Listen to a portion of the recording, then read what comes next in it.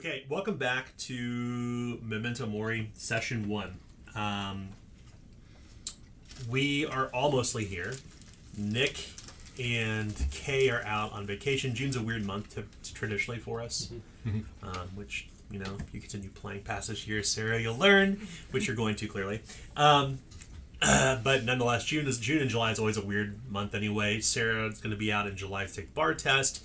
We'll have a few people out in mid-June, so we may still get together and play something, but it'll probably be another 3 game sessions until we're all back together, like all 6 of us.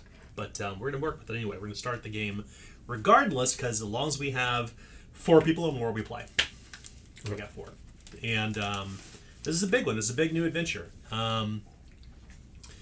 We're kind of dovetailing off what we spoke about last week. We'll be everybody mentioned one of the things they want to see in the new game, which we will have in the game. And everyone made characters last week too, so if you haven't, for listeners, viewers, if you haven't watched it yet, you should, because it's session 0. Speaking of which, thanks patrons. Yeah. Our Haichu is brought to you by your patrons. I don't know if they can see that. Yeah, there it is. The camera's been focused on Sarah the entire time. It really has. You know, I have never had a Haichu before, and I will hold out until they sponsor. So only if. Oh, man. That just means more for Tim. It's true. Hold on, I like half that. the bag's going to be gone by the end of the session. It's 2.5 pounds. I know. Are you kidding? I'm going to take that home just for your guys' health. At the end of the session. Impossible. So, before we started recording pregame, we kind of talked a little bit about some backgrounds of our characters. We don't need to talk about that yet. It's really just for your personal information. So, kind of hold on to those things. We've given every player on the table a little strip of paper that basically says, you're from this neighborhood in the city. This will probably come into play a little bit later on. For today's session, probably not. We're going to focus mostly on getting your characters to care about what's happening up front, which means we're going to do some story building together. To me, this is one of the most important parts of a game, is like getting players to care. And we're going to do kind of a light exercise in the middle of the game to kind of build some connection to the story and the situation. So with that being said, I think what we need to do is actually determine our coin pool. So everyone pick up a 1d6 die and roll it. If it's face 6, I start with the coin. If it's face 1 through 5, you all get it. Roll the 3. Okay, so we got one on my side. 3. 3. 4. Boo. Okay, so you all start with 1, 2, 3, 4 coins. Boom. Okay, fine. So you get 4 coin fortune to start with.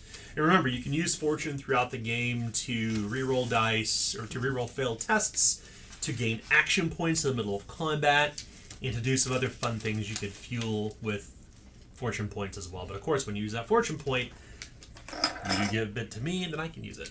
So right now, the current score for coins is there are 4 for players, and there is 1 for me. So I'm going to put it right here on this little book so it doesn't make so much clattering noise. But use your coins, because they flow back and forth. If I use them, they go back to you. You use them, they go back to me. If you wouldn't mind, just move the high shoes, please. Thank you. All the crumbly stuff out there. Okay. So, before we jump in, Okay, right. yeah, no kidding. Mike has all the food. You're covering with the Zweihander logo with all of your food. Priorities. No, but if anyone wants any snacks, You're ruining my branding. I'm sorry. This is a brand exercise. Trying to get sponsors. Yeah, by Skinny Pop, by High Chews, Yeah. by Beep. And speaking of which, can I have a koozie, please? Oh, yeah. Koozie. That's why I put mine on down Sounds like here. a It's too dirty big. word. Get me a koozie. So before we start, are there any game mechanic questions you have about your character, things we haven't covered yet, high-level questions you need answered about anything related to your character sheet before we jump in?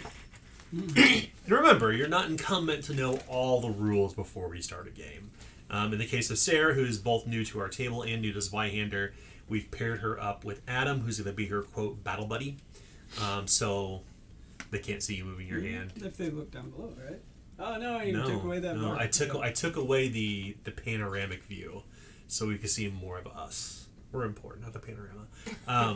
But Adam is going to be Sarah's battle buddy, so if you have questions during combat, if it comes up, he'll be there. Otherwise, just post your questions to me.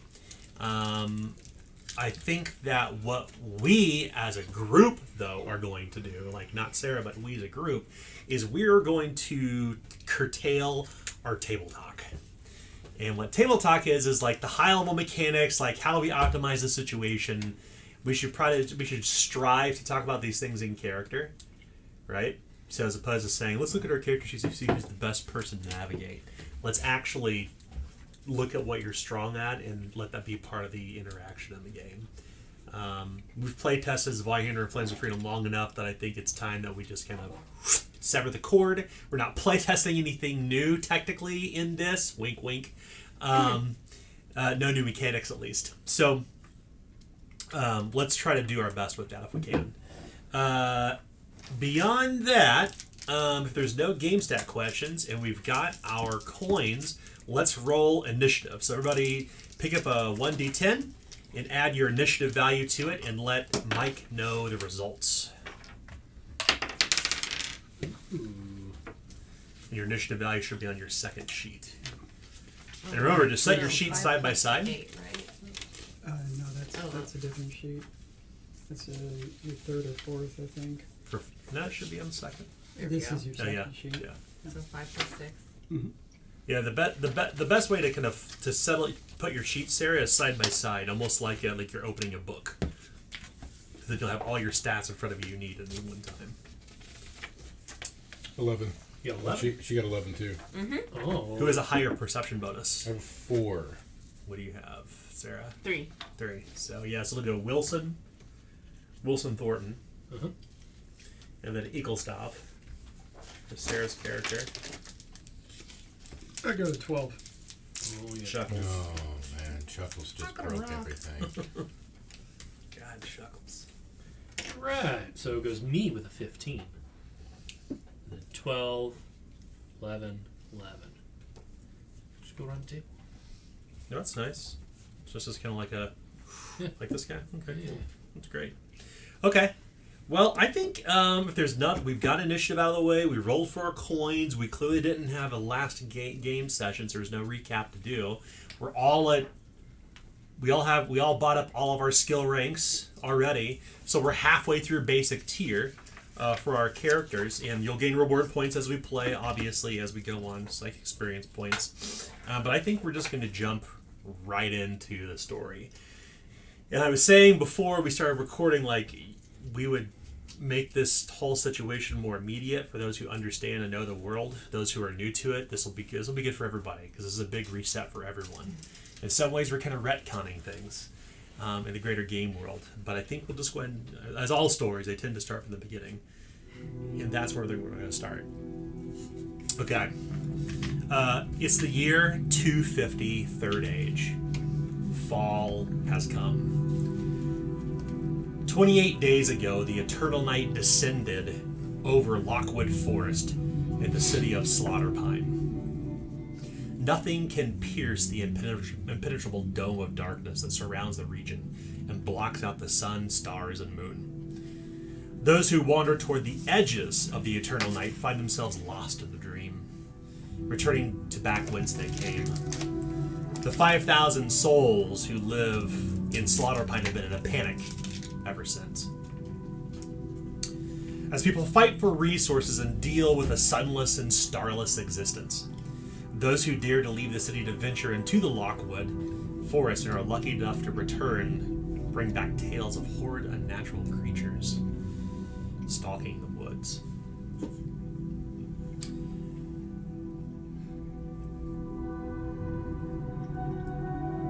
You all share a table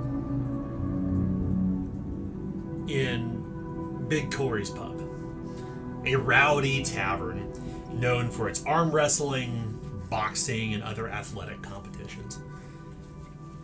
Patrons cheer and place bets around an actual hole in the floor in the center of it that leads down to a basement where a shirtless, one-armed Dunish woman is boxing with a wiry Aridane person of indeterminate gender. Big Corey Bernstein, who is your first NPC. I'll write down your card here. And I believe that, Sarah, you're maintaining characters, NPCs? I am. Cool. So here's Big Corey on a card.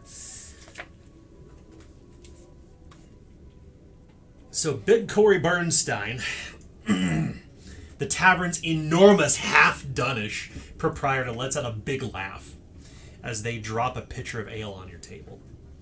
Big Corey shouts over their shoulder as they move to the next table. From Isla, she says, thanks for coming, and she'll be right over.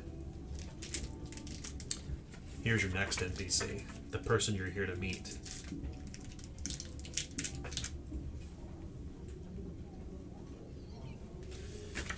Isla, a slender, brown-skinned Aridane bartender, isn't displaying her usual smile. Her eyes sport the puffy redness of a person who's been crying for hours. Tears aren't normal for her, but then again, neither is the bandage on her head.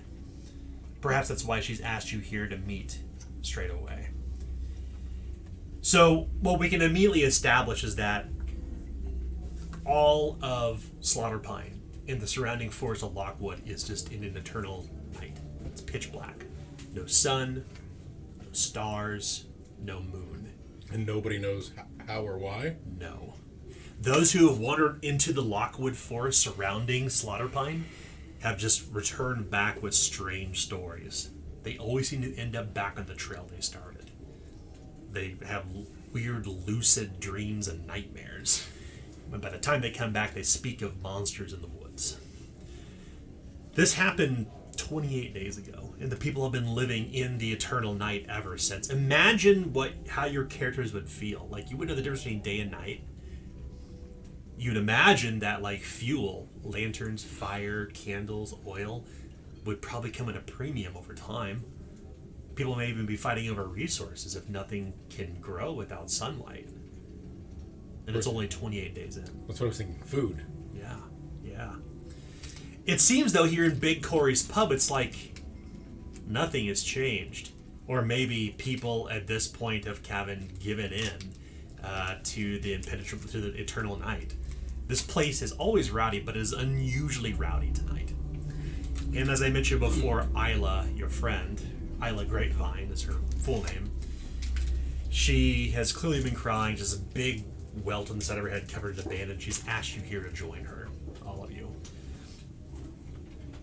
We probably need to figure out how you all know each other. We've already got a list of names on our initiative. So who's the person at the top of initiative? Me. So what's your character's name? My character's name is Lester Longarm Killjoy. In fact, we just read off your Mad Lib. Read off the Mad Lib at the top of your character sheet. Yeah. We'll start there. Alright, so my name is Lester Longarm Killjoy, and have made my life as a blitzballer. I am an adult Aridane man, and was born beneath the star of the custodian. I am of a stocky build, with a brown complexion and startling gray eyes, with long, textured brown hair. And broken teeth is probably the thing you've noticed most about my character, probably from his career. And my dooming is Still Waters Run Deep. Who's at the bottom of the initiative order? That would be Wilson. Wilson. No, I was higher than her. Oh, you were higher than That's her? right. Okay, well then, sorry. Okay. Sarah. Sorry. Man, already So- slacking at your job. All right, Long it's not arm. a circle then. You owe something to Eaglesdov. Like some favor. They may have saved your life. They may have bailed you out of a tough situation, told a lie for you, some other favor. Between the two of you, what favor does he owe you, Eaglesdov? What happened? How do you two of you know each other? When he was getting close to losing a battle, I used my magic to help him win that battle. And the magic that I used was I was able to put a weapon back into his hand Okay. that was knocked out of his hand. Okay. So mark on your character sheet that you owe Eaglesdov a favor. Whose name is directly below yours? Last one. That would be Chuckles. Chuckles. You admire something about Chuckles, but we don't know what. What is it you admire about him, and how, if at all, do you express that admiration? I would say that I'm impressed by his ability to not laugh at my dad jokes. He just has this steely demeanor. He just never cracks. That's good. That's. I think if Kay were here, she'd be counting. The Yeah. That's why I'm going with these. That's good. So clearly, like there's something that you can appreciate about, in your case, Chuckles, Adam's character. There's something you can appreciate about Lester, and it's that he is full of humor, and you rarely crack. Right. Mm-hmm. So so let's move next to Chuckles. Okay. Yeah. Chuckles, read your Mad Lib off for us. My moniker is Chuckles, and have made my life as an apostle. I am an adult Sovereign male, and was born beneath the star of the Custodian. I am of a stocky build with a light tan complexion, kindly blue eyes, and cropped, straight auburn hair with a metal mask. My dooming is do not push for more, otherwise you will get it. Okay. So, whose name is directly beneath Chuckles? Oh, this is Wilson. Wilson. Wilson Thornton, so Tim's character. Wilson. Three Wilsons. You owe something to Wilson. Wilson Thornton, what does Chuckles owe to you? What did you do? What does he owe you for? Did you save his life? Did you bail him in a tough situation? Did you tell a lie for him? Did you do some sort of like dark favor? I lied for him. What did you lie about? Who he really is. Does anyone know that he's Seabron except for you? Maybe his best friend, but maybe not. Yeah, we could say that you two are the only that know. Well, hold on. Oh. I think this is interesting. Let's put a pin in that All right. for a moment. I don't know. How about that? Is it? I only know what I only know know between us. Okay. How about that? Yeah, we'll establish that. Okay. That's good. So who's the character before Chuckles? You? Yeah, Yeah, we already established that. Okay, cool. So let's go next to the next step on the list. Who's below Chuckles? Who's below Chuckles? That's Wilson. That's below Okay. Chuckles. Okay, so Wilson Thornton, go ahead and read off your Mad Lib, if you would. Okay. Off your character sheet. My name is Wilson Thornton, and I have made my life as a hedge knight. I'm an adult Aridane male. Was born under the star of the Crouching One. I am of a normal build, with a pale complexion, bright hazel eyes. I have no idea. Oh, nearly shaved, straight gray hair, with white. With scarred. My skin is very scarred. That's right. My dooming is the shadows stalk hungrily. Okay. Eaglesdov, he too owes you a favor for something that you did for him. What did you do for Wilson Thornton that's different than what you did for... What's your profession? I'm a hedge knight. Okay. You were running away from a battle.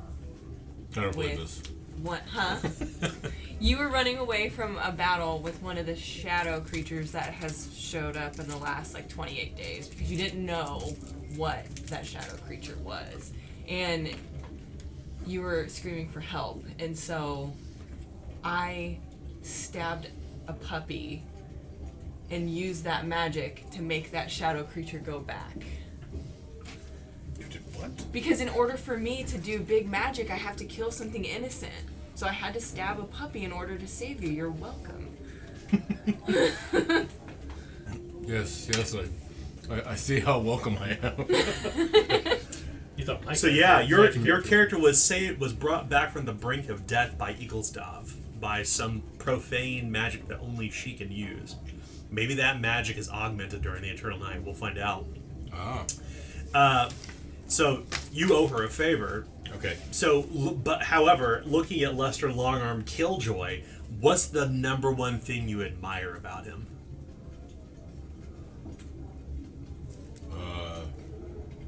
He's a blitzball player, and I've watched him on the field. Okay. I gambled on him. I've made money on him. Oh yeah, that's good. Yeah. I mean, he's filled my purse more than once. Yeah, that's good. Okay. So next, it brings us to Eaglesdove, who's on the bottom of the initiative, if I'm not mistaken, right? Okay, so who's at the top? You? Oh, yeah. That's right. Eaglesdove owes you a favor. Oh. We don't know, but what is that favor? Like, what did you do for Eaglesdove that isn't necessarily it's a life debt? It's just she owes you something for something that you did for her. What did I do? Let's see. 'Cause I wanted it to be something blitzball related.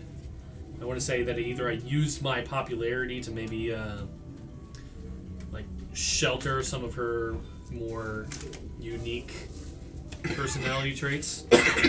So like anytime she draws attention to herself, I've like drawn more attention to myself.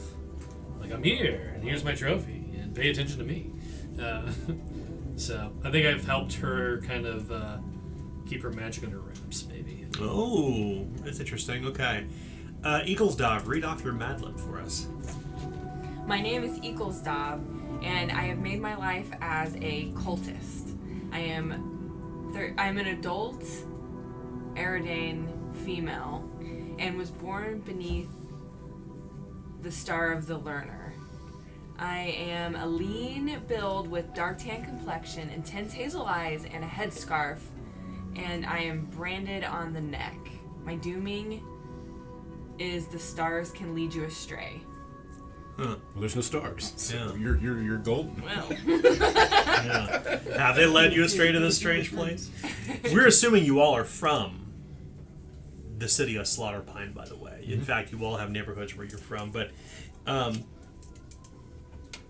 there's something that you admire in particular. Who's the top of the initiative order? You weren't? No. There's something that you too admire about Chuckles. What is it?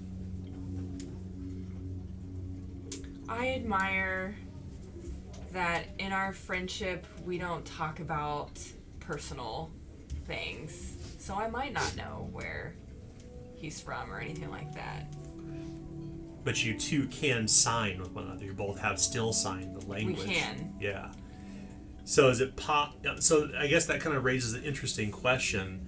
Like with Chuckles, would you have any inclination that maybe is he maybe using a bastardized version of still sign? Is it possible he's not really Siabran? I wouldn't know. We don't talk about that personal stuff. Okay. So Okay. maybe that's something that as we continue on together, we get to know more about each other. Yeah. Maybe. So that means in the story, only Wilson Thornton knows that Chuckles is Siabran. Otherwise, he's a man in an iron mask. This is good. Okay.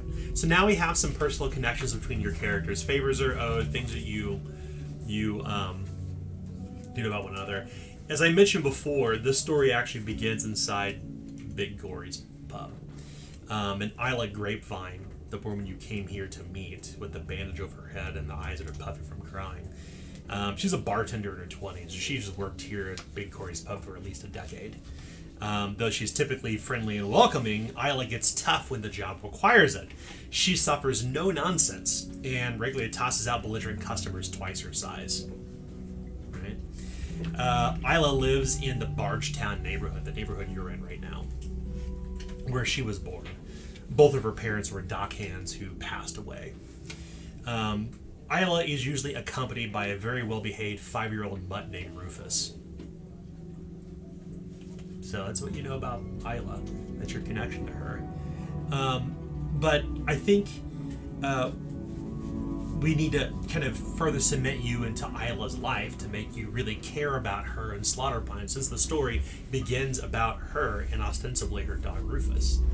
Wilson Thornton, Isla gave you some advice that helped you fix a problem in your life. What was the problem? What was her advice? I'm putting you all on the spot. Gambling debts. Gambling debts, okay. What advice did she give you? Stop gambling, you idiot. Always bet on Lester. Yeah, no kidding. You said she's no nonsense, right? Yeah, that's right. That's but right. It was poignant enough to make me change because I got low. Yeah, Gambling on the blitzball. that's right. Because you thought one time I would lose, and I just never did. That's But right. then I kept going You against it. went for the odds, you know. Hey, it's where the big money is. Exactly. So for Chuckles, Isla shares one of your hobbies. You often enjoy the hobby together outside of her work at Big Corey's pub. What's that hobby? And you should, by the way, if you have a connection to Isla, you should record this. Yeah. These are not things that I will remember. These are things for you. What's the hobby that you and Isla both enjoy? Bocce ball. Bocce ball. Yeah. Okay, that's good. That's good. Pick something really random. Okay. So let's move next to Eaglesdove. You knew Isla's parents. Before they passed away, you made them a promise that relates to Isla's well-being. What's that promise? Keep in mind, she's just probably a little bit younger than you. She's in her 20s. And is she heterosexual or homosexual? Unknown. Or undefined. It's up to you. I promised to always look at her significant other with a very judgmental eye to make sure she wasn't getting involved with anyone that her parents wouldn't have approved of. Oh, okay. Is it maybe like a big sister, little sister relationship? Yeah. Okay. Okay. I like that. All right.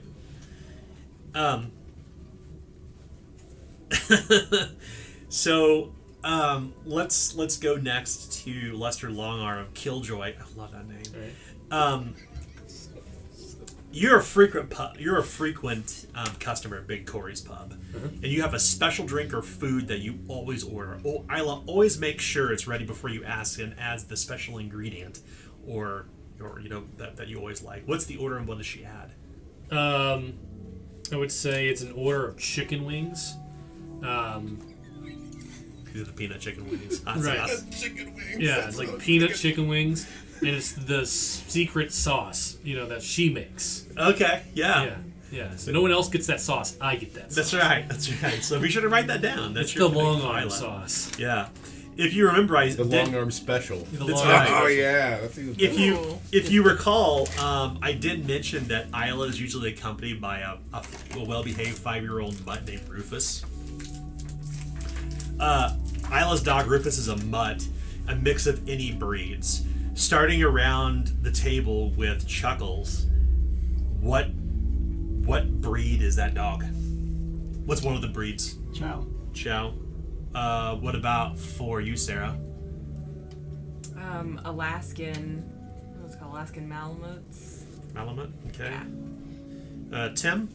The hound, man. Hound dog. Okay. And then Mike. Let's go with like a golden retriever. Golden retriever. The ugliest dog on the planet. Well, I've got a picture to show you all, because this is part of the world building stuff. I once had a dog that was half of right. this breed. Look, Kev, what? everybody, here's Rufus. Oh, Rufus is Rufus. cute. Aww. Rufus is on the camera. Yeah, that's right. Put Rufus there. So you see Rufus? That's love him. the breed of dog. That's what Rufus is. Isla's dog. I want to wrestle with Rufus. Right? Yeah. Oh, I love that you asked more about Rufus, because the thing you should know about Rufus is that, obviously, knowing Isla well, like you would with any of your friends, you'd probably play with that dog, Oh yeah. right? I definitely drop a wing for Rufus. That's right. That's right. So I think we'll actually start with you in that case. You're always sneaking Rufus tidbits of his favorite food. What is it? Well, I mean, it's obviously the leg, the drummy, Yeah. with definitely slathered in the sauce. I love it. Just drop it and just choose it. So next to Wilson, with Wilson Thornton knowing Isla and knowing Rufus the dog, you gave the dog a toy when he was little that he absolutely loves. What's the toy, and where did you find it? Oh my gosh! I was hoping I was just feeding him beer or something. What's the toy that he plays with that you gave him? Squeaky ball. Squeaky ball. Where'd you find it? In the. Did you find it? Did you buy it? At the mill. Did you make it? At the mill. Yeah. Which mill? The pool. Wait, hold on. The Arbor Mill Company. Oh, the Arbor Mill Company. Okay, that's good. Yeah. Okay. So with Ecclesdad, Rufus enjoys when you play his favorite game with him. What's the game? I sometimes will make little balls of light, and much like a cat, he bats at them when I put them on the ground, but they don't really exist. Oh, that's good. I love it. Okay, so for Chuckles, you get the tough one. Rufus never does seem to be a big fan of yours. What do you do that he hates, and how does he react to show it? I'm me? I won't pet him. And he, So, time out. Use the cup when you speak in character, but not when you're not speaking in character. So we can create that audio divide. Sure. I won't pet him. You won't petting. Yeah, and he shows that by like trying to shove his face in between my hand and my lap, like if I have my hand on my lap and stuff like that. And I just simply like move my hand away. Okay. And he's even like gently nipped at me to try and get my attention, and I finally looked down at the dog and just like shoved it away. Like, Yeah. Didn't like hurt it, but just like pushed it away. Yeah. You all feel like you have a connection to Isla and her dog now? Yeah. Sure. Yeah. Yeah. Yeah. I feel very John Wick theme coming on here soon. Yeah. They killed her dog. Now we kill them. Could you pass me some Cheetos? Yes. So, I did mention that it's very busy in Big Corey's pub, and a few moments later, Isla sits down. She's clearly got, like, her eyes are, like I mentioned before, they're really puffy. She's been crying. This huge bloody bandage on the side of her head, and she greets you with a weak smile, and she kind of begins to tell you why she asked all of you to meet here tonight out of all times in the middle of impenetrable darkness outside 28 days later. She kind of shakes her head and she says, today when I woke up, I took Rufus on his morning walk. Well, I guess you can't really call it a morning walk anymore since the sun's not out, but you know what I mean, she says, kind of her eyes darting back and forth. Anyways, while we were walking by Aramore's parlor, you know, the gambling hall across from the dockyards, it's an alley full of garbage that Rufus likes to smell next to the building. That's where it happened, and she kind of rubs her head. Two people with kerchiefs around their faces popped out of the shadows, circling me. Only their eyes showed. I think they were Aridane? Though they could be Siabran? Anyways, one held a pistol to my throat, and the other bonked my head so hard I blacked out. When I came to, the ruffians were gone. And so was my purse and, well, Rufus too. Please, I need your help getting them back. What miscreant would take a dog from a fair lady? Well, I wouldn't necessarily call me fair by any means, but God's only knows. I'll kind of look at her after the puppy experience that I had. Do we know anything about this disappearing puppy? It wasn't me. I didn't do anything to the dog because I love that dog. Okay. You know. But what I want to know is why you? I cannot say. It seemed unusual. I mean, it's the same place I take Rufus for his morning walks. She kind of trails off, sniffing at garbage all silly like as he's up to do in the alley.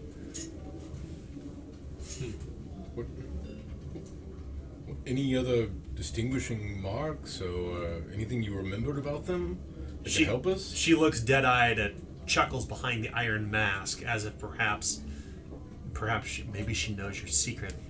I could have sworn with the chiefs over their face they must have been Siabran. You know, they don't ever show their faces, she says. She says it jokingly, because you know Isla, of course. The Siabran never show their faces, but I don't think they were them. Their eyes were perfectly right set. They were hiding their mouths and their noses, as criminals are apt to do. I don't know why they chose me, but they took everything. My purse, my dog, my dignity. What was in your purse? 12 shilling at best. I mean, it was a big sum, but they wouldn't have known. But other than currency, was there anything else in your purse? Nay, she says sadly.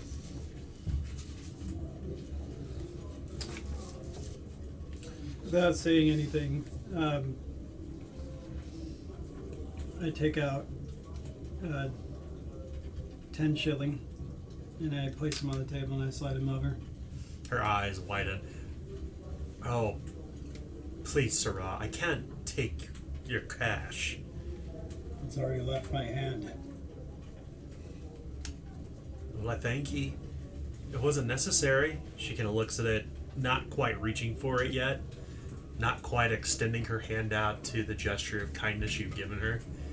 She kind of waves over, and Big Corey comes lumbering over. And Big Corey is this half-Dunish woman, a woman from the north with a big, thick, square jaw and her forehead jutting out. She looks like people call her an ogre behind her back. She is so damn big.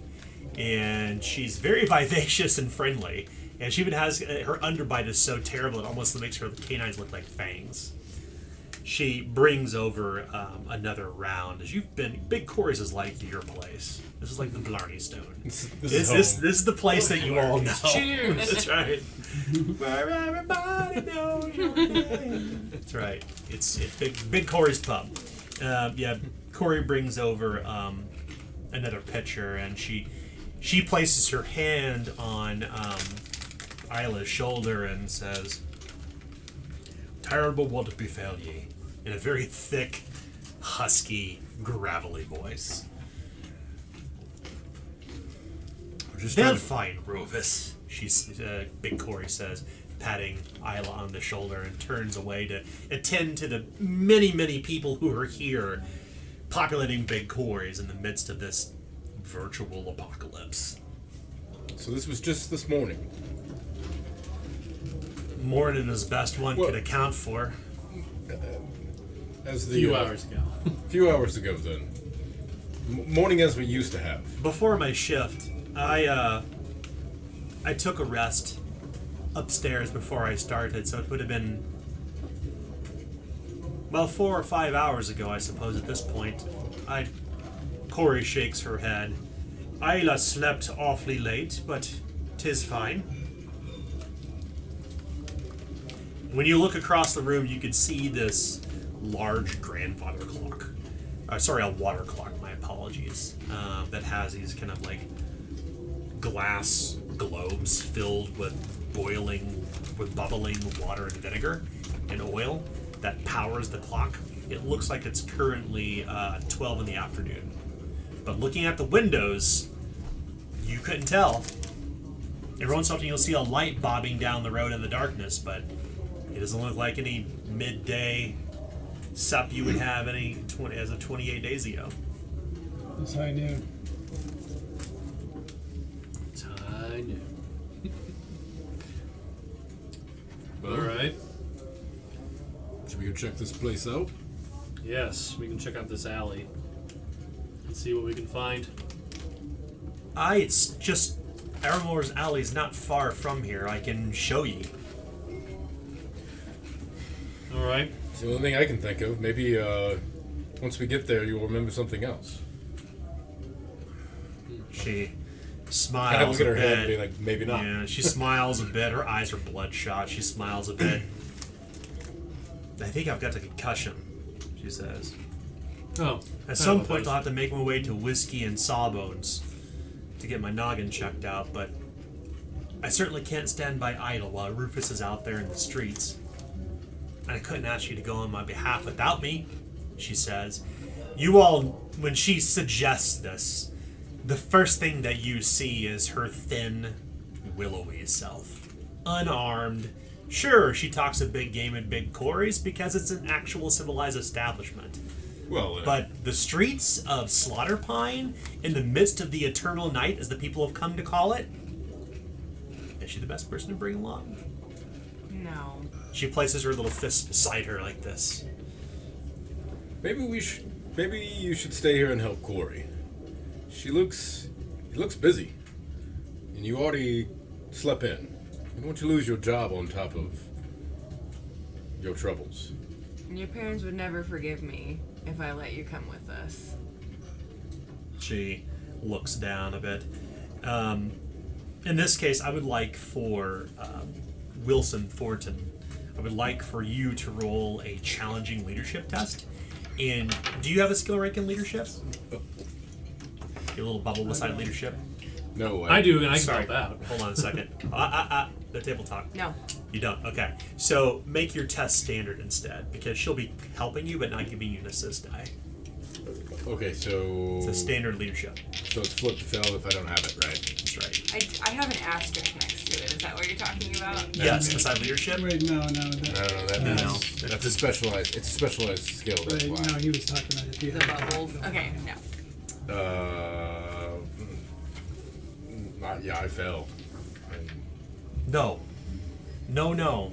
I insist that I go. She stands up from the table. I know what you mean, Will. She looks at Ecclesdom in the eye. But I can't stand idly by while some ruffians rolling people out in the street and poor Rufus. He'll know me if I call out for him, she says, in this kind of small voice. Like this in this situation, Ecclesdom, this is when it really begins to it's almost kind of like depicts this little sister relationship. Like you can kind of square down with her. She is helpless. And like I mentioned before, in big quarries where big quarries are in the other, she could talk a big game. Right, People will big listen quarry. to her. She's been working here for a decade, and she's talked down some pretty rowdy patrons, as any person who works in a bar learns to do. Learns to manipulate them the right way, or sometimes use force. But once again, she just got rolled in the street less than 8 hours ago, but she seems intent on going. You're not going. And the reason is you are hurt. You have a job to do here that you can't just walk away from. This place is packed right now. Listen, And I say so. You also need the money. listen. You know me. I'm a team player.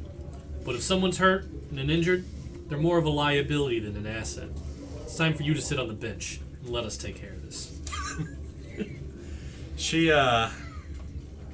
gives it some thought and consideration for a moment, and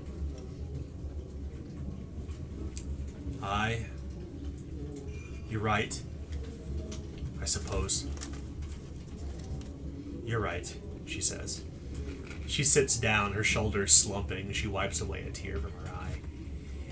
But if you're going to find Rufus, she reaches into her kind of sling bag and pulls out a squeak toy and hands it to Wilson. You know he loves this. Oh yeah. He hands it to you. She hands it to you. Isla hands it to you. Call his name. Maybe not you, Chuckles. But call his name in Aramore Alley. Maybe he'll come running. Maybe he'll come running for the toy. I didn't have it at the time with me. It was just on a walk. So mark down Rufus's squeaky toy on your sheet. Or I can make a card for it if you like. No, I think I can. It weighs one encumbrance, just kidding. An encumbrance. So you have Rufus's squeaky toy.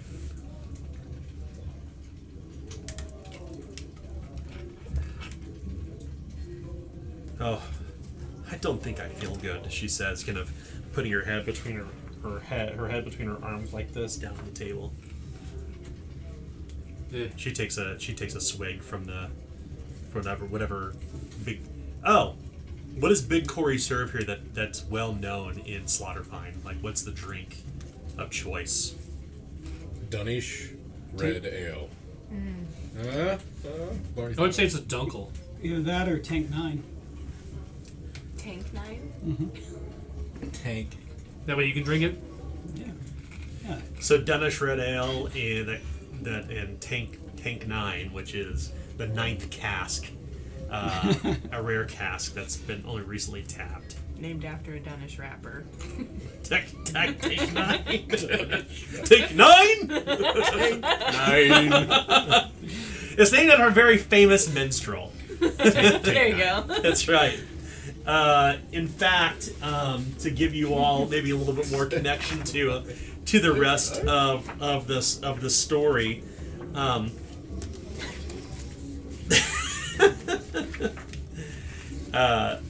there is someone that you all know in this town.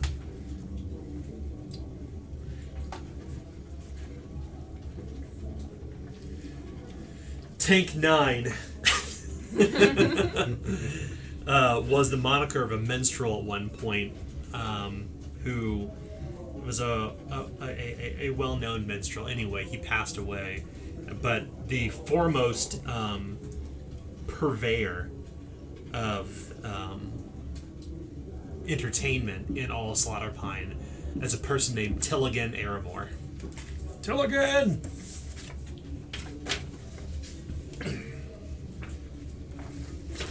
What'd you say they were? They were an entertainer. Tilligan Aramore. Hi, she says. She takes a swig of the Danish Red. Eaglestop, or Isla, we need to get you to bed. I need to take you upstairs and go to bed. So I'm gonna grab her by the arm, lead her up the stairs, grab the 10 shillings so she has it with her on her nightstand. So I will slowly walk her up the stairs as she stumbles and cries. Okay. You set her down in bed, and perhaps all of you have a conversation with Big Corey while Eagle's dog takes Isla upstairs, clearly upset, distraught. I mean, she just got knocked over the fucking head. I mean, there was a lot of blood on that bandage. I'd give her advice, as someone who's taken many concussions in my career, give her a mixture of this, that, and the other, and she'll be all right.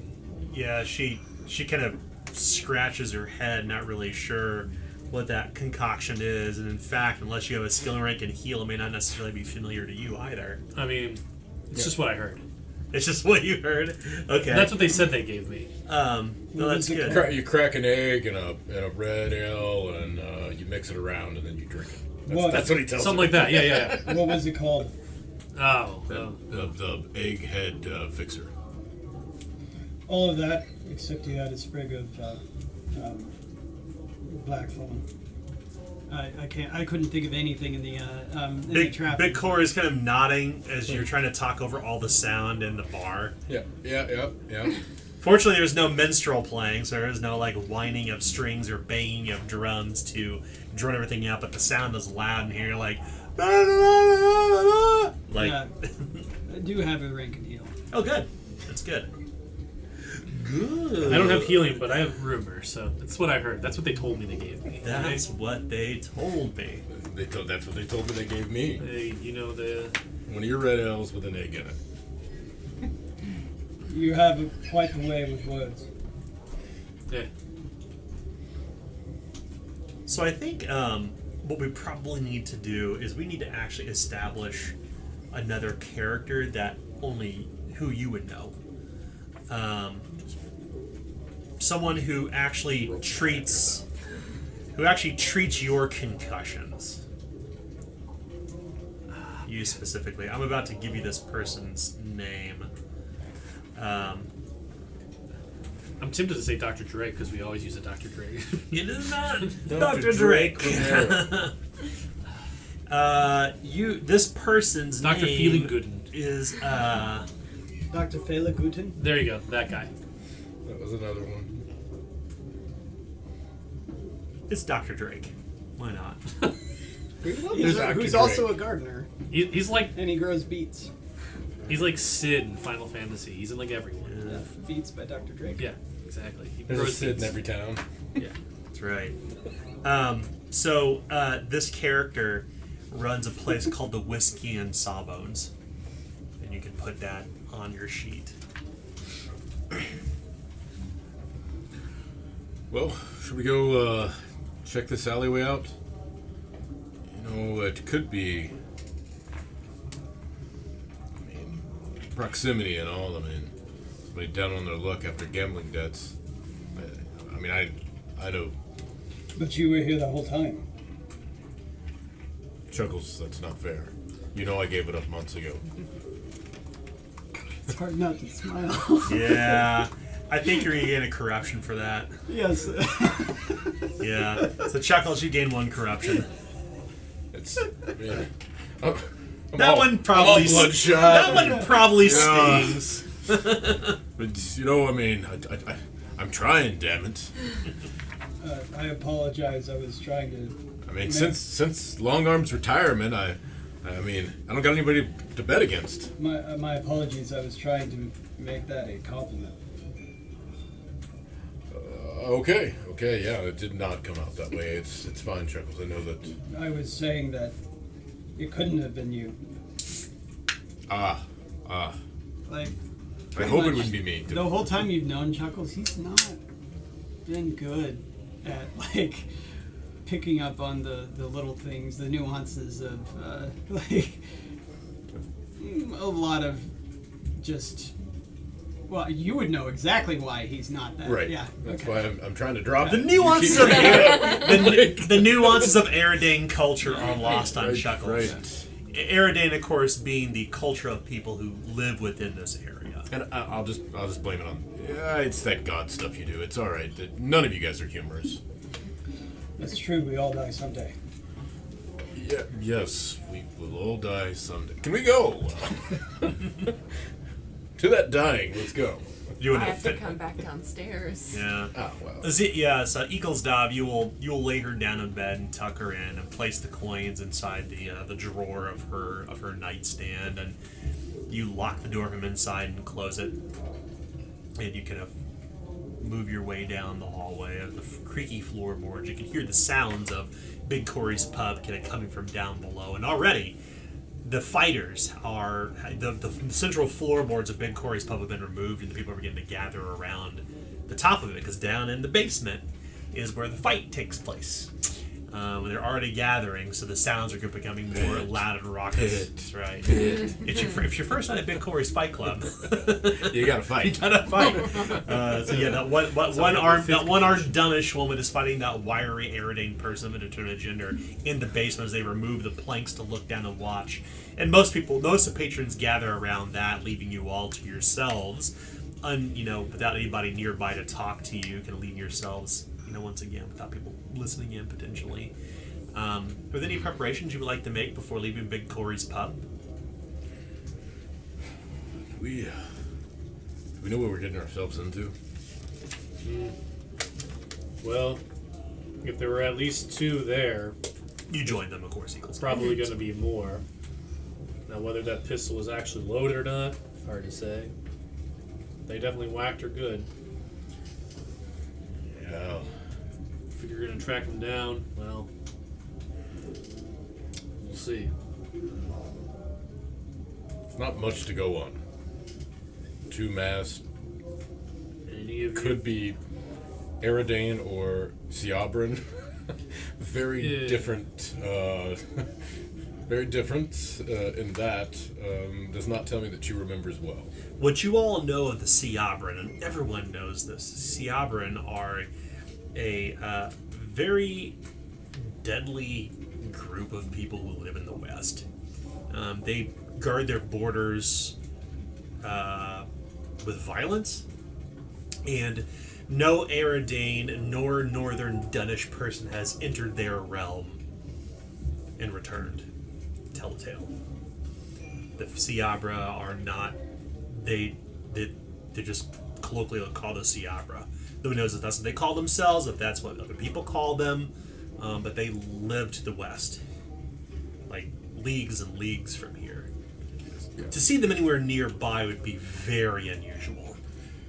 Yeah, it doesn't even make any sense. So I think that whack on her head is it's really messing with her. But those who have seen the Siabra know the tell the tale always say their faces are always covered. So, anyone have any actual skills in tracking or investigation? I'm more hired muscle than I'm kind of with you on that. right. We can go. Go check out this place. See if maybe they're, I would think they would try to stock somewhere else. I'm good at navigation, so I can get us there. Well, if we need that to go across town, then we're doing pretty poorly. One thing you've learned It's about dark. one thing that you have learned about living in Slaughter Pine as long as you have, and the place is aptly named because they literally clear cut the forest as far as the eye can see to build this city that built this city on forest. Slaughter Pine. That's right. They literally hewed most of the forest out of here to build a settlement initially for a copper mine. That's run by the Pool South family, and then along with it came the. Is that right? What's the family? I'm sorry. What's the family that's on your Surrogate Hill? Your what's it say on there? Pool mining operation. Yeah, the pool mining operation. My apologies. So the pool mining operation, basically, kind of the Pool family, and then another family who you're not very intimately familiar with, but you know that they run like a number of sawmills out in the Lockwood. The Arbor. The Arbor family. That's right. They basically built this out of nothing. It started with a trading post and eventually grew up from around that. And 50 years later, it's now like a place of 500 souls. And before the Eternal Night fell, you could find your way practically anywhere in the city. But without light, and without seeing familiar features and being able to see further than what your light can cast in the dark, that makes things very, very difficult. Yeah. Navigating Slaughter Pine, which is not built on a grid, let's be clear. Where you're at in Bargetown, it's mostly gravel roads in clapboard laying over mud until it reaches the Brightwater River. It's not easy to find your way around. To Eaglesdale Point, sure, you know navigation, but how will you navigate without stars and the moon? All challenges you'll be able to figure out at some point once you head outside, but the point stands, I guess is what I'm saying. Yes. It will not be if it were 29 days ago, you find your way across town, you're all from different parts of the neighborhood. You're all from different neighborhoods in Slaughter Pine, but during the Eternal Night, all is cast into chaos. Oh, never thought about it, but I guess we might need different skills to get across town. I have a lantern. It's a good thing to have. Yeah? Yes. I say we strike it up and go check this alleyway. And Seems like your lantern's going to be the only light that we're going to be able to use. well, probably need to stock up on some oil later on then. So will you leave Big Corey's pit unless there's anything else you wish to do here?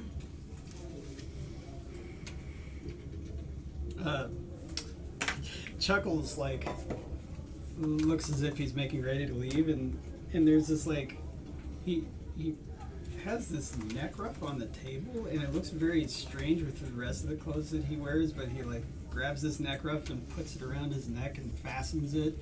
And it's hard to say what his face what his face is looking like under the mask, but it's very strange that he just wears this neck ruff along with everything else that he's wearing. It's like like a foppish neck ruff? Yes. Like a Shakespearean neck Shakespearean ruff. neck Like ruff. the big kind of floofy thing around the top of your surcoat. Yeah. And just kind of like dusts it off and puffs it out. And I'm ready. Just out of curiosity, does he have like a mouth slit and nose slits and eye slits? Just a mouth, like like pinholes Pattern. on the mouth. Yeah. What about for the eyes and the mask? Yeah, you can see his eyes. Yeah. Okay, what color is eyes? Silver. Silver. Yeah. Wait, no, actually, it's written down right here. Yeah. Kindly blue. Kind of blue eyes. So yeah, when you look across the way, Longarm.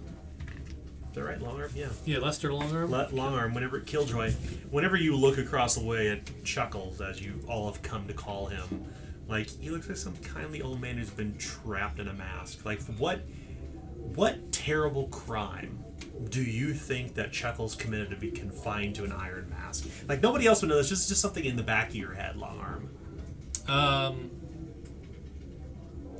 I think he was someone of like a noble birth who either did something really bad that like they couldn't kill him, but they could like kill his identity, and so that's why he got this mask. So he's some rich old bastard that did something bad, and, you know. But he's got the mask, and we'll see. Yeah.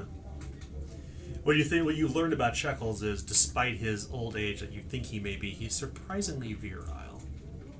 That's one thing that it being someone who's literally drafted from the plowshare and turned into a blitzballer at the behest of the Arbor family, as you were part of the. What's the name of your team? The Arbor what?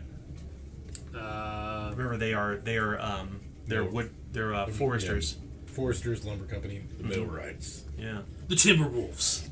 The Timberwolves? Yeah. The Arbor Timberwolves? Okay, that's the name of your team. Timberwolves. So you were literally drafted from the. Like a roller coaster. It is from, isn't it? It is, yeah. Everything It's is. the monster. So write that We had down. our ups or down. We had our ups and downs. So write that down. The name of your name of your team was the Arbor Timberwolves, and what was the rival team from the Poole family, the Miners? It would be the Mamba. The Mambas. I'm just going with rides from. Is a mamba a type of snake that be found in a river? I think that's a. Let's go for something that makes sense in this world. How about bird? What is it? The bird in the cage. What is the little bird in the cage? Canary. Canaries. The canaries. Well, there were The miners, fighting right? canaries, or Yeah, because there was a group of miners, right? they're miners. Yeah, they're they're miners. miners. Yeah. You call it The dead canaries. the dead canaries. Sure, I like the dead canaries. Yeah, that'll work. The Arbor Dead Canaries. Every Blitzball team would be named after the merchant family who sponsored them. Like these Blitzballers, as they're called, were literally drawn out of a place called Sirga Fields, which is outside of Slaughterpine, and they were drafted into teams to settle political scores, more or less. They're not like teams we may think about football as being like friendly rivalry. It's like these people are really used to exact revenge between squabbling merchant families. Okay. That's what a blitzballer does, and that's what Lester Longarm Killjoy was. So now we know a little about what you think about Chuckles, and we know a little bit more about your. They were originally just the canaries, but we beat them so many times they were just the dead canaries by the time we were done with them. Even better. That's all right. It became They're the dead- colloquially known So, as the dead canaries. Instead As of, you all are, anything else you wish to do? I'm just gonna sign to Chuckles and tell him that he looks pretentious with that. With your So feather. for everyone else, one He thing doesn't that know. Eaglesdov and Chuckles, one thing you know about them is they communicate without using words. They use their hands to communicate like very complex thoughts in the ways that neither of you can track. Oh yeah, no. Like it's like, but they have a private kind of try. a private kind of like what are they, what's the language that's shared among like children? What do Like they call it? twins or something. Yeah, like yeah, something like Pig Pig Latin. Latin. Yeah. It's a pagan style, some sort of way that they can communicate very complex thoughts using only their hands. Like, yeah, like Lester gets it because he's used to his like football like lingo and codes and plays and stuff like that. He just has no idea what you're actually doing. Yeah. So you're He telling knows him what he does. you look I'm completely. saying you look like a pretentious asshole. Isn't this what I'm supposed to be doing? You don't have to look like an asshole in order to do it. I'm just trying to blend in with everybody. You're failing at it. He takes the necro off. Another reason to love the Dragon Prince is one of the main characters, the main general. So like, good. Yeah. she speaks in sign language. They don't subtitle it. It's fucking brilliant. She Oh, has actual sign she has an language. interpreter. she has an interpreter, but he doesn't interpret like the really critical moments with her, which is great. Yeah. So as you're gathering to leave and you leave the necro in your pack, you hear near the pit, of course, as would be natural, at the start of a fight at Big Corey's. Let's get it on. That's right. Let's get it on. Nothing like that. It's the. So then Chuckles.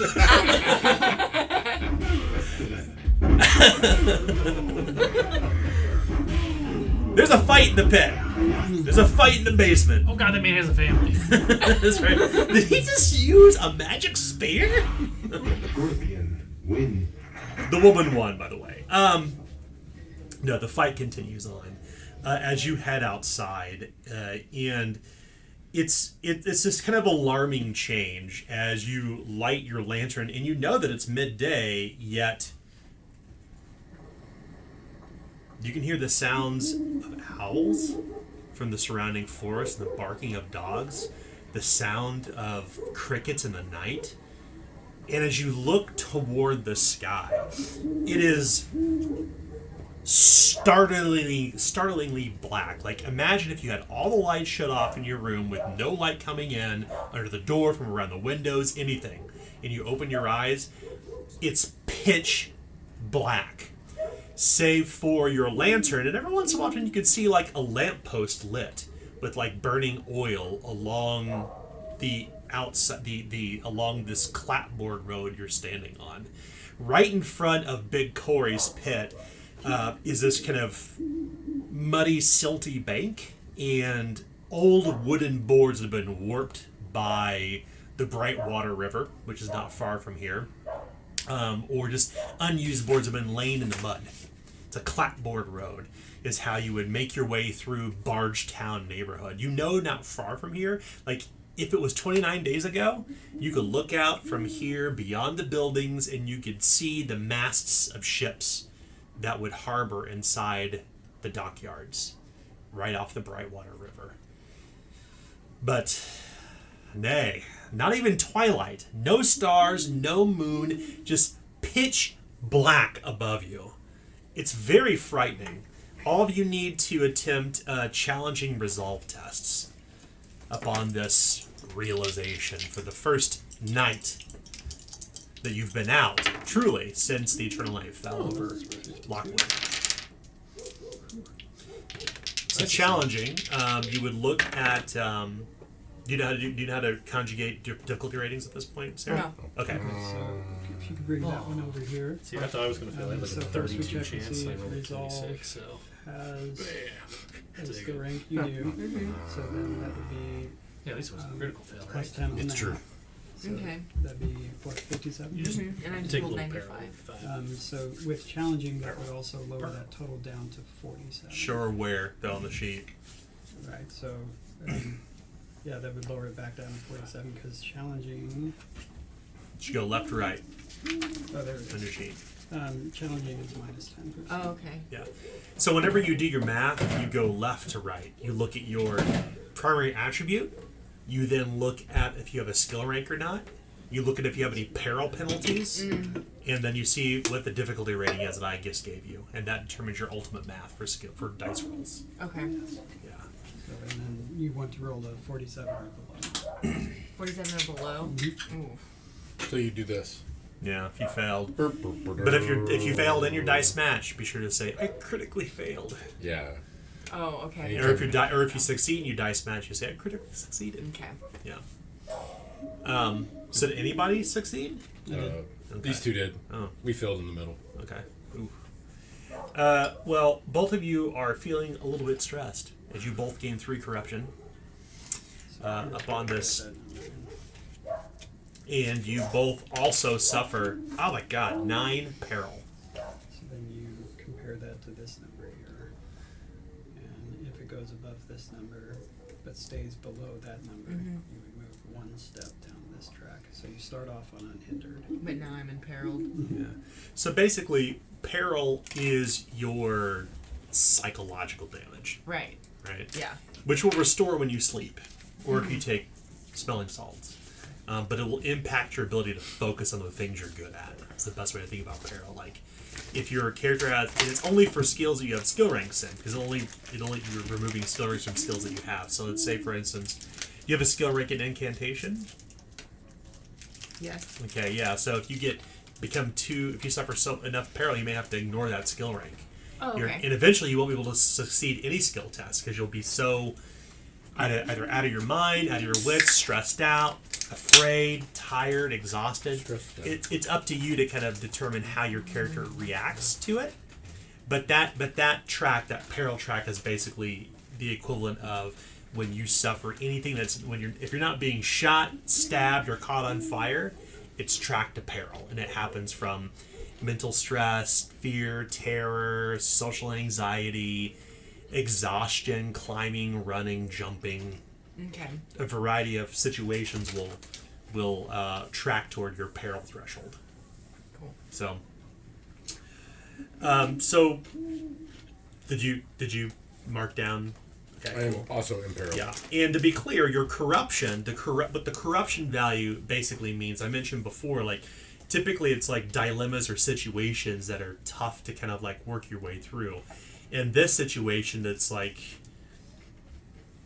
you're having a deja vu moment. Like you're kind of almost out of body for a moment when you kind of look at the sky in the absence of stars, and it seems unreal. And you use dark magic, you use sorcery, you use dark magic, but this seems out of your sphere of understanding. It does not make sense, I guess. Any earthly sense, at least. What could have Slaughterpine and the people of the Lockwood Forest done to deserve such a terrible fate? You illuminate your lantern and you step outside. There are other people on the clapboard road. You can still hear the sounds of people laboring as best they can in the dark, as if it was daytime. It's really strange. The people of Slaughterpine have kind of tried to live out their life as best they can, despite the fact that the Eternal Line has fallen. But of course, the fabric of society is slowly becoming unraveled. The Night Watch is clearly not patrolling in Bargetown now, which is really unusual. The Night Watch obviously struggle to patrol the entirety of the city, but now they're not even in the streets. It's been 28 days. All of what you would expect to see and assume in a city that's vibrant and alive and successful with a number of very rich merchant families, like is almost drawn to a standstill. You don't really quite know what to expect out here at all, which makes this situation perhaps even more dangerous, and perhaps that's why you suffered the peril. I'll leave it up to you to think about. So you head outside, and the alley that she spoke of is a place called Aramore's Alley. It's a southern alley near Aramore's parlor, in fact, not far from here, but you will need to find your way there. So, who wants to lead the way there? I think Got the lantern. Ecclesdov mentioned that you have navigation. Do you want to try to lead them there? Yeah. Okay. Sure. It's a cool, brisk fall day. If you could see the forest, you could probably see the leaves are beginning to change purple and blue and ready to fall to the ground in a few months. Are they still running the mill? Are they still chopping wood? Well, that's a great question. We can address will at we hear some that? point. I mean, So you could have you take a beat, you wait a few heartbeats, dun dun dun dun dun dun dun dun, and usually you could track the chopping of wood in the forest with the sound of your heart in your chest. You hear nothing. You're not even sure if the sawmills are running.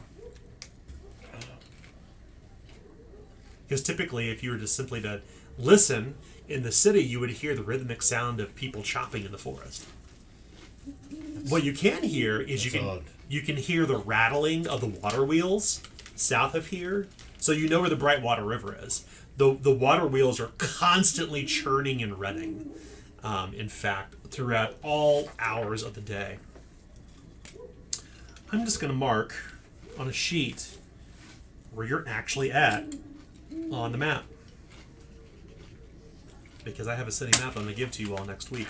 And as you open up and explore areas in the city and surrounding area, I will update it for you. So, for now... Just curious about how much of this city we're going to burn down. That's right. So, I love burning cities down. That's right. The specific part of the city you're in isn't necessarily important, but I thought I'd give you maybe a little bit of a little kind of visual indication. I'll give you a copy of this map next game session when I'm actually prepared. And what you'll do is you'll take the map, and as you explore areas, you'll actually put a little sticker over it as you discover it or rediscover it in this situation. But the map is, it's not too complex, but there's a lot to be found in Slaughterpine. It's a fog of darkness.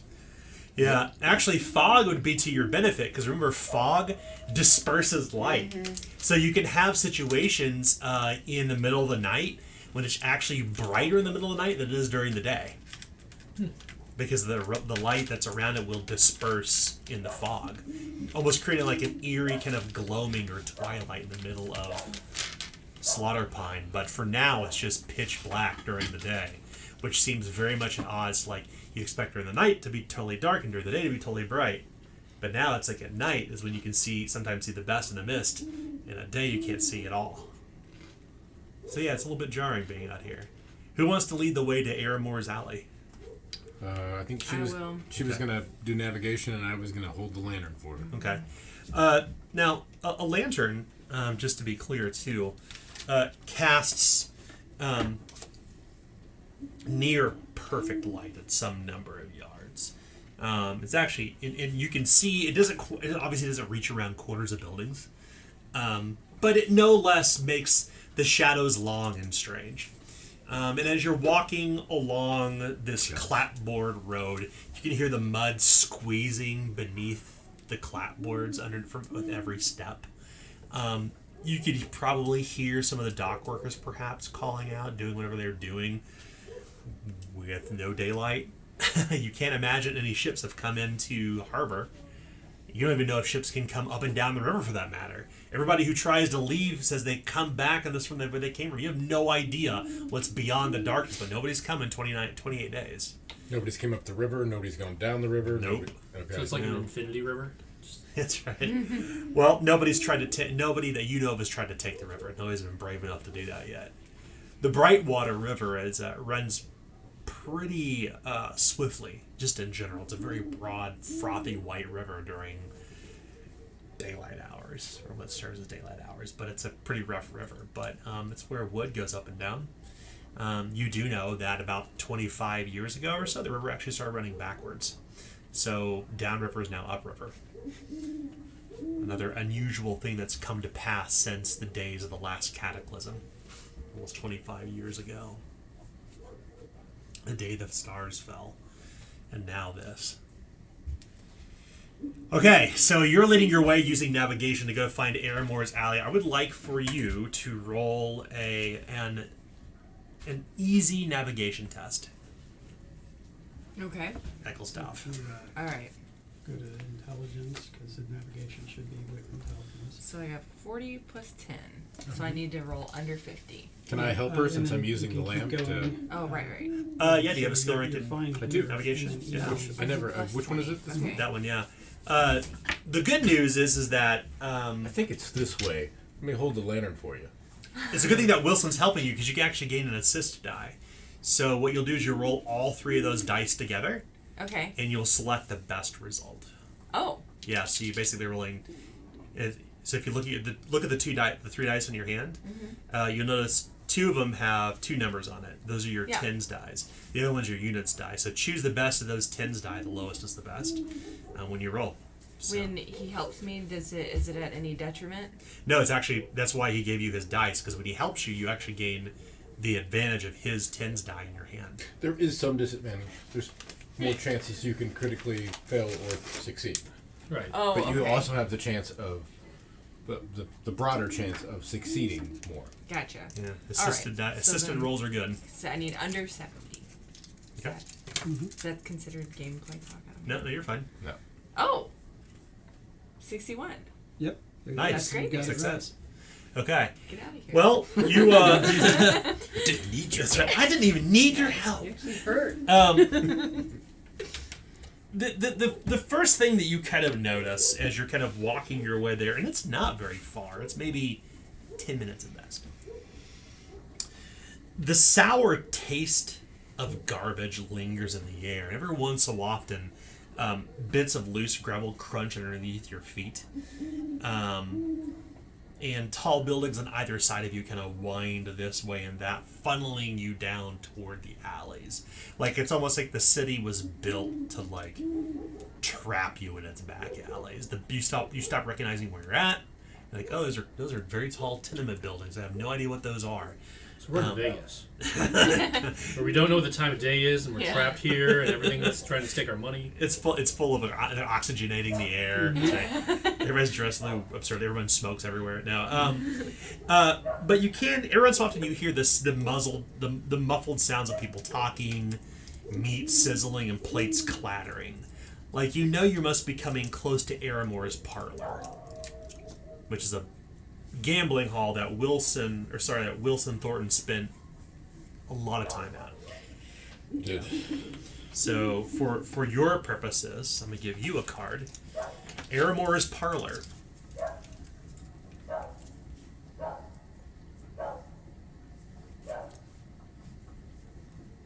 Write that down real quick here. So that's for Wilson Thornton. That's a place where you spent a lot of time gambling. You see that flickering lamplight struggle against the eternal night. Struggling against the darkness. Like the darkness is so all-encompassing. There's no real wind to be felt. It's just kind of cool air outside during the day, but it still seems to struggle against the dark. There's rotting piles of food in the alley. There's ill-maintained gravel. There is the freshly painted outside of the towering gambling hall that you spent many, many nights in. And as you're kind of find your way to Aramore's Alley about 10 minutes later, you notice that rats run over small hills of food waste, chittering excitingly in the darkness. Of course Rats they are do. loving this. They are. The buffet is awesome. That's right. So I mean, services like trash and things like that are not happening, right? I mean, is that basically maintenance of the roads? None of this is able to continue. No. It's like all of this largesse that the two families have built in Slaughter Pine have come unraveled in less than 2 weeks. Or a month, rather. Yeah. There's 28 days in a month in this game world. So yeah, in less than a month, 50 years this place has stood. And in less than 28 days, the fabric of civilization is coming unraveled. Before you're very, or at least in the darkness, places you can't see. Sometimes we're in places you can't Before see. you're very dark. That's right. Yeah, 28 days later was pretty rough. It was, Pretty yeah. brutal. Yeah. Waking up in that hospital room. So you actually, Ecclesdov, with the help of Wilson, you find your way to the place where Isla told you she was accosted, where she was where she was a smash and grab happened. In the first thing that you notice, right inside that tight alleyway where you can hear the echoes of the dogs all around you, there's a small puddle of blood staining the ground in the entrance of the alley where Isla described being attacked. And as you kind of look down this narrow alleyway, there's all this weird adjacent building, kind of actually halfway in the middle of the alley that's unoccupied. Like, this place looks fucking dangerous. And sure enough, you can find that stinky pile of trash that Rufus must have been scratching at because the rats are crawling all through it. And as you look up toward the top of the nearest building, you can see these tiny motes of light flashing from inside these panes of glass, probably 3 to 4 stories up. It must be some adjoining building near Alamore's parlor. But people are clear within these tenement buildings. But this alleyway is dark and dim and unlit.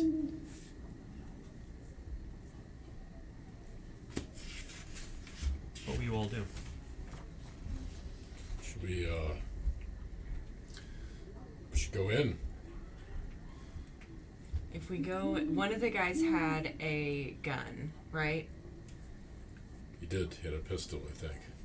If we walk down this alleyway, we can only go 2 ways. We get stuck in the alleyway. If they shoot at us, we have nowhere to run and nowhere to duck or hide. Let me worry about that. But we'll be fine. There's 4 of us and 2 of them. What are you carrying, just out of curiosity? Mortuary sword. I have to do. That's how old I am, guys. A mortuary sword and my trusty wooden shoe. Oh, wow. So you're like fucking for real armored up, too. You got Brigandine. Yeah. Yeah, so Ecclesdove, from your perspective, like, Wilson Thornton looks like he was perhaps a well-landed knight, but judging by the distressed parts of the armor, the lack of a heraldic figure on his shield, just the general kind of weather-wornness that he is, you strongly suspect he was never knighted. And perhaps out of all of you, he is the only one that actually has, like, an instrument of combat on his waist, right? Does anybody else carry any weapons? Not, The gun show over here. Right? not any like martial weapons at all. No. I pick up a rock. It's the nuclear weapon. Zweihander. I have a knuckle duster. Yeah, I slide on some knuckle Okay. dusters. That's Yeah, Okay. What about you, Ecclesdove? knuckle duster. That's all I got. So lantern in the opposite hand. Are you left or right-handed? You know, I am ambidextrous. Okay, so So you can- either okay. or. All right. Well, let's be specific. Which hand do you want to hold the lantern in? Okay, so I will hold the lantern in my left hand, Okay. and The I will hold. left-handed path. I will hold my walking cane in the right hand. You're a pimp stick? Yeah, used for. Crack-a-lack and fucking slaughter pine. With your walking cane, what's on the end of it? What's carved into the wood? What would we see if we were watching a movie and pretend that the camera's positioned at the very end of the alleyway and we were looking directly at you with the lantern in one hand and the walking cane in the other? What would we see on the end of it? You would see a compass with a star in the middle of it, because my dooming is the stars can lead you astray. So Oh, I keep the star under my control with my compass, so That's it good. won't lead me astray. okay. Go ahead and put a compass on your character sheet if you would. I like that. Should I put You it next embrace your to- dooming. I do. Mason in a jar. And Mason in a jar. That's right. So, who wants to lead the? So, is it safe to assume then, Wilson, because you have a sword and shield, you're going to I'll go. Yeah. go first? Okay. Yeah. Okay. So, in this area, you said that there's one side that's the parlor, the betting parlor, and then there's the other side that had the tenant buildings. And there were Yeah. some lights. Yeah. Okay. So, Should we talk to those people? Yeah, I think we talked to those people. I think so, too. There's a ruckus. Someone had to hear something. I would think. Hopefully they saw something. Well, I want to check this alleyway they out probably first. saw something. Whether they say they saw something, that'll take a bit more convincing. You don't notice any doors in this alley. That's what I was hoping. There'd be doors in the alley that would go up to the tenements. At least here. And there's From the no entrance fire of the alleyway. escapes or anything like that, right? No. There's no fires. You do. Now, I will say that every building, whether it be a tenement, apartment, or wood or stone building, most are outfitted with wooden and metal gutters. But they too have fallen into disrepair because the caulkers are clearly not working either. Caulkers aren't crawling on top of roofs to fix shale and shingle, or even fix broken wooden gutters from the downpour of fall rains, or when they tend to get cluttered with dead leaves. Like, there's caulkers and chimney sweeps are not working in the darkness. Well, let's see if we can't find an entrance to that place. All right. And then, if we can't find an entrance through the alley, we'll go around to the other side. Makes We sense. might just want to check out, and I'll knock on the wall. My old stomping grounds. We'll leave that for second for your sake. Appreciate it. So you're leading your way down the alley? Yep. Okay. Whenever Wilson Thornton walks down the alley, Chuckles, you do notice he has a pronounced limp. Like, he suffered some terrible mortal injury. What was that mortal injury?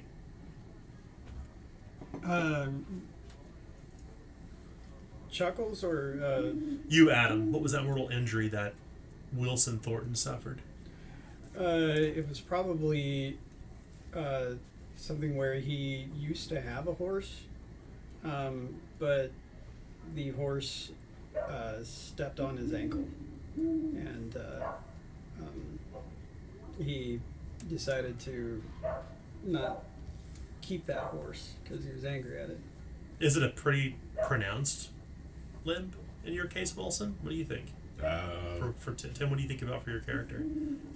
Sure. Okay. So is it kind of like that picture from Carnival with like the leather straps? Yeah. Is it something like that? But you can still hoof it as you need, right? He's not actually, and to keep in mind, he's actually having suffering a drawback from this. This is just kind of an affectation that you all would know about, or that you would notice about Wilson. Maybe he's not told you why. Just hurts when it rains.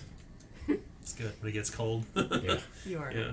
a good man. So, as you see Thornton he's kind of walking with that pronounced limp when it gets cold in the fall or when it rains, because the ground is wet. God, the smell of trash is overpowering in this alley. It is bad. And it is very dark in here. You can walk 2 by 2. It's not too narrow to pass through. You would imagine that it'd be tough for like a horse cart to get through here. Anything larger than the horse cart, I should say, but it'd be a narrow fit. As you're making your way through, and the alley actually kind of splits off both, and you can see boxes and crates and old smashed up barrels and piles of refuse and night soil that's been thrown into the street at the windows from above. Do you think you go down the left alley or the right alley? This is split around a building that looks completely abandoned. You're looking toward this black, well, it was black before, but is now kind of gray crumbling, gray crumbling stucco building that looks like it hasn't been occupied in years. Years. No light coming from where the windows once were. The door is just broken off its hinges. Which way's In away either from way, the alley parlor? kind of goes either way. What's Which that? way's the way away from the gambling parlor? Because we're going to check out that second. Oh, that would be the left hand. No, we were going to go left. Yeah. We're gonna left. We already decided this. The left hand alley is the one furthest away from Aramore's parlor. Yep. We're going to check out Aramore second, so we'll go left around this thing. Okay. You walk around the alley, and the light's coming from behind you, Wilson. Remember, Ecclesdove, he wanted to say Ezekiel, but Ecclesdove is behind you with the lantern.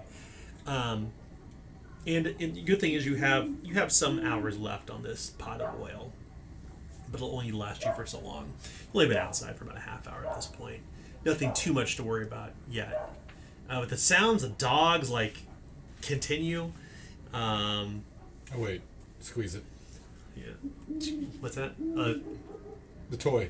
We gonna Squeeze put away us. your shield or your sword? Oh, I didn't have my shield out. Just your sword. Just my sword. Yeah. What handed are you? Left-handed or right-handed? Shit, I don't know. Normal-handed. What is that for you then? What's that for Wilson? That was my joke. Cause Oh, that's it. I don't know. I'm right-handed. Make Right. it easy. Okay. So with the left hand, you. What do you call out? Rusty, or what's Rufus? Rufus. Rusty. Rufus. Press A for Rufus. Rufus. You press A for Rufus. Squeaking the hilarious squeaky toy for the dog in the middle of this crumbling medieval alleyway. And I need all of you to make challenging eavesdrop tests to see if anybody hears something. Eavesdrops beneath perception. Ooh. Squeak, squeak. So, I'm hearing really well. -10, 33. That literally by one. Nice. Take it. Oh, nice. Nice. 9. Wow, that's good. That's 12. Cool. Oh, so Long Arm doesn't hear this. What's Long Arm doing? Why doesn't he hear something? I mean, he's one that, from his days as being a thrower, Yeah. he's always got his eyes on the peripheries, right? Because he's waiting for that blitz to come. Uh-huh. So that's what he's doing. So he's kind of, because, this lady already got jumped once, so he wants to make sure that we don't get jumped. So Yeah. he's not listening, he's keeping his eyes open. Okay. Fair enough. Fair enough. Okay. So,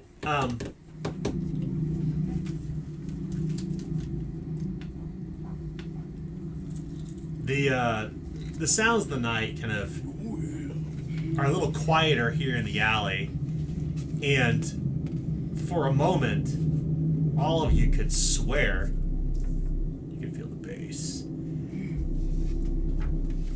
You swear for a moment at the darkness near that ruined building with the door that's missing and the windows that have been busted out for God knows how long, that separates both alleys right down the middle like a dark black knife. You could hear this coughing, a light coughing coming from someone in the darkness. And right behind where all these discarded, broken barrels are, you see this figure in the shadows. I hold my finger up to the mask and I look over at Eagle Stop and I sign. That looks pretentious, like it doesn't belong.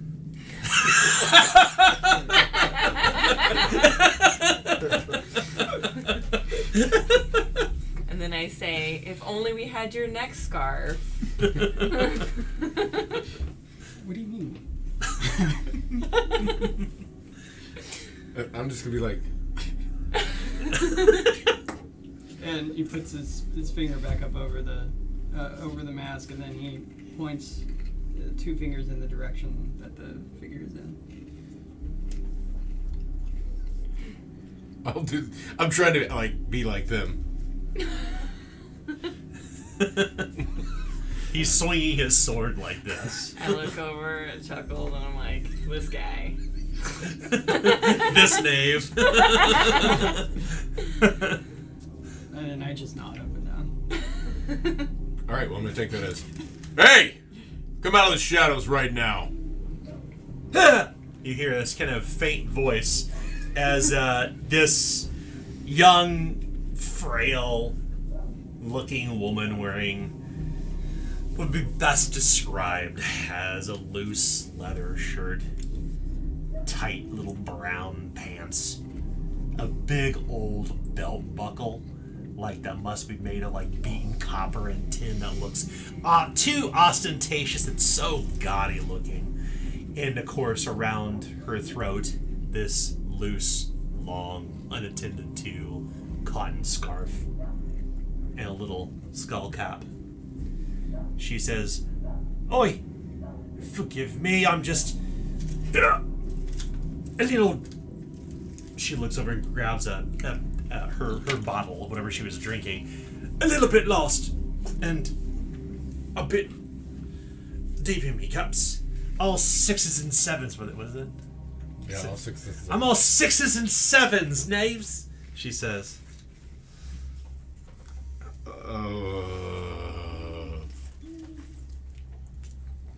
Okay. "Oh, just me. Have you seen a dog? I don't see no dog around these parts." She kind of wanders into the light, kind of holding her hand in front of her, and she's stumbling around. Does she look like she belongs down here? Yeah. Or is, like you said, the belt buckle's like ostentatious, like nice and It looks expensive? It looks really gaudy. Imagine somebody who was lowborn who got their hands on like a handful of shilling and bought something that. Oh, okay. Yeah. Like what happens with the 12-year-old when you give them $1,000 and tell them to dress themselves. Yes. Like they buy the most ridiculous shit. No, her around her waist, like I said, she's wearing these like leather pants in this kind of like sun bleached leather shirt with a short cape, and the sleeves are rolled up. They're tied up with tassels, and it looks like she's probably from. You would guess that she's from this neighborhood called the Dregs. It's like a really, it's not a poor neighborhood. It's a poor neighborhood, Right. But she's got this big gaudy belt buckle of what looks like the face of a rat with little iron whiskers off of it too. Like imagine somebody at the Ren Fair with the worst belt you've ever seen. That's what she's wearing. Yeah. Oh yeah. "Oh, just don't mind me. I'm all 6s and 7s. I'm just trying to find my way home." And she's kind of looking around the alley, Well, there was a but no light. There was a young lady attacked here earlier today. Have you heard anything about that? "Today?" She says, "Day." A few hours ago. This whole day-night thing is not getting any funnier to me. She cracks a smile. "Oi, mate, couldn't tell day from night anyway." She shakes the bottle a bit. "Been at this a bit for a wee number of hours." She drinks. So, have you heard anything about Scrutinizes this? her while she's Okay. talking about this. Okay. See if she's sus at any point. Is this woman says, "I ain't seen nothing," she says. "I found my way over here. I quite embarrassed to say. I think I passed out over there. You could probably smell me vomit." The smell of garbage is all around you. If there was vomit there, you wouldn't smell it over the garbage unless you really went behind the barrels to look. I inhale loudly. I don't do well with this type of situation. Young woman, just tell us, were you here 5 hours ago or not? No. Of course, I don't think so. No, of course not, she says. What time is it anyway? All right, hold on, Do you got a pocket watch? Where were you coming from then? Oh, I was on the edge of Bargetown with the dockyard. The dockyard boys. Dockyard boys. Do we know? So she's got the symbol on her belt. Do we know? Is it like a family symbol? Like, do we know what it stands for? No, it just looks like the most god-awful, ostentatious belt buckle you've ever seen. That's a nice belt you have. I have a color that matches it. Tell me about that belt. Boy, this, she says, kind of pulling it up like this, and as she does that, you can see the sheath of a knife kind of jingle-jangle at one side beneath her cape that you didn't notice before. wouldn't be uncommon to find people carrying around knives. I mean, that's what you use to cut your food with. Right. Django. Oh, this one right here. And this I did. Wanted off a fella in Airmall's parlor. Fair bet. Or no. Big Corey's pit. It was a fight between Nevik the Ogre and Trent Resnick. That's right. Trent Resnick and Nevik the Ogre. Won it fair and square, I did. What, Trent's a he plays the music. Doesn't fight. That's Tilligan. Damn it. You're not supposed to talk yet. Good cop, bad cop does not work that way. Sorry. As I ended up saying this out loud. Yeah. So one quick clarification to distinguish between in character talk and table talk. I'm saying this out loud. Yeah. Right? So if there's a moment where you want to ensure that what you're saying out loud is not in character, just hold your fingers up like this and twist them over one another. Like that's what you would be like this, like just to ensure that the interaction, the things that you say aren't actually being heard by the NPC. So I'm saying that's Tilligan. Nope, you already said it. It's fine. We're rolling with it. To be fair, Sarah didn't know. So That's right. I get to do this now. It's Tilligan, idiot. Okay. I know. I'll just be making me way on by, she says, kind of lowering her belt, and she takes the bottle and kind of holds it close, and she walks by, and just happens to be that Lester Longarm Killjoy's close enough to smell her breath. Roll a scrutinize test. This will be routine. Routine. All right. It's going to be a 43. And that is a 60, so that's a failure. Okay. You want to reroll? We got 4 coins. Sure, I guess. Try it. We haven't used the coin yet. I've got coin. 43. Misfortune. And I rolled a 26. Success. Okay. There's no booze on her breath. She seems to be stumbling over the loose gravel or clapboard that's around her. She's not drunk. She's just trying to tell a big tale to get the fuck out of here. Now, whether that means she's guilty or not is up to you. But she's right beside you right now. Will you do anything? Will you just let her pass? Guilty. What I'm going to do is I'm going to stick an arm out at the wall and go, can I have a drink?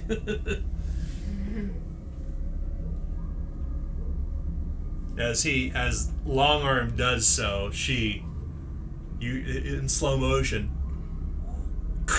you hear the glass bottle, the clay bottle shatter on the ground as she kind of goes underneath him, tries to go underneath of his arm, trying to escape. So we're gonna make an opposed test. Okay. This will be my coordination versus your coordination. Whoever gets the highest degrees wins. Treat it as if it's trivial. All right. Trivial. 77. Press A for slow motion. 68. I roll a 25 and I have a value of 2 plus 4, so I have 6 degrees of success. All right. So it's the first number or the second number? It's your 10s die. The 10s. So I rolled a 68, which is a success. And I have a 3 agility. Oh yeah, so 3 plus 6 is 9, and you beat my 6. So in an opposed test, some tests actually you calculate degrees of success. We'll talk about that if it happens with your character, but otherwise you can read about it in the player's handbook to understand how that works, Sarah. But I just let Dan do the math. Yeah. well, not this game. Oh, really? Oh, No. Damn it. No, you're gonna have to learn. I've always just done this. As that's right, do the maths. Math Make me. Make maths happen. You have to ask me, I succeeded. That's right. So in slow motion, she's getting ready to go underneath of Lester Longarm's arm. And how would we see this? Lester Longarm Killjoy being a field blitzball player. You were a thrower? I was a thrower. What do we see? So what you see The is camera's on you. What are we seeing as moviegoers? so you see her like trying to duck under, and what he does is he just grabs the collar and just throws her like in front of him onto the ground. It's like horse collar. Boom. Yeah, that's good. So over the knee, she goes kind of scattering. She goes on the ground. Her arms and legs and feet. She's prone, arms and legs out, and you hear this kind of sliding sound as within the flash of the lantern light is this narrow screw pistol. And the screw pistol is basically like a flintlock pistol that has a striker that it still requires a fuse to be lit, but the pistol barrel's screwed on the end. And the screw pistol's actually not screwed in right now. The barrel's not screwed in, but the pistol goes skittering across the gravel. And she says, "Oh shit. I think we need to talk more. What do you want to do?" How close is that pistol? It's near Chuckles. Chuckles, pick that up. It's my turn. We're not in combat. Yeah, I'm just we're curious. not in combat. She said, "Oh shit," basically. Oh, okay. And yeah, Chuckles bends over and picks it up. So, young lady, where's the dog? She says, she starts scrambling, like reaching underneath of her shirt. I'll just point the sword right where her hands are moving. Okay. Where's the dog? Before I get very angry with you. She says, I go and roll an intimidate test. This test is routine. Intimidate. It's a Routine, okay. Or interrogation, it's up to you. So 69%. Oh, I just rolled 2 of the... Sorry. 35. Good. Success. Okay. Thumbs up, soldier. You see her pull out this, like, long wooden whistle that maybe is a dog whistle.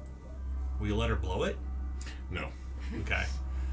So, if you want to spend a coin, you can actually sever it from her neck. Okay. You do that?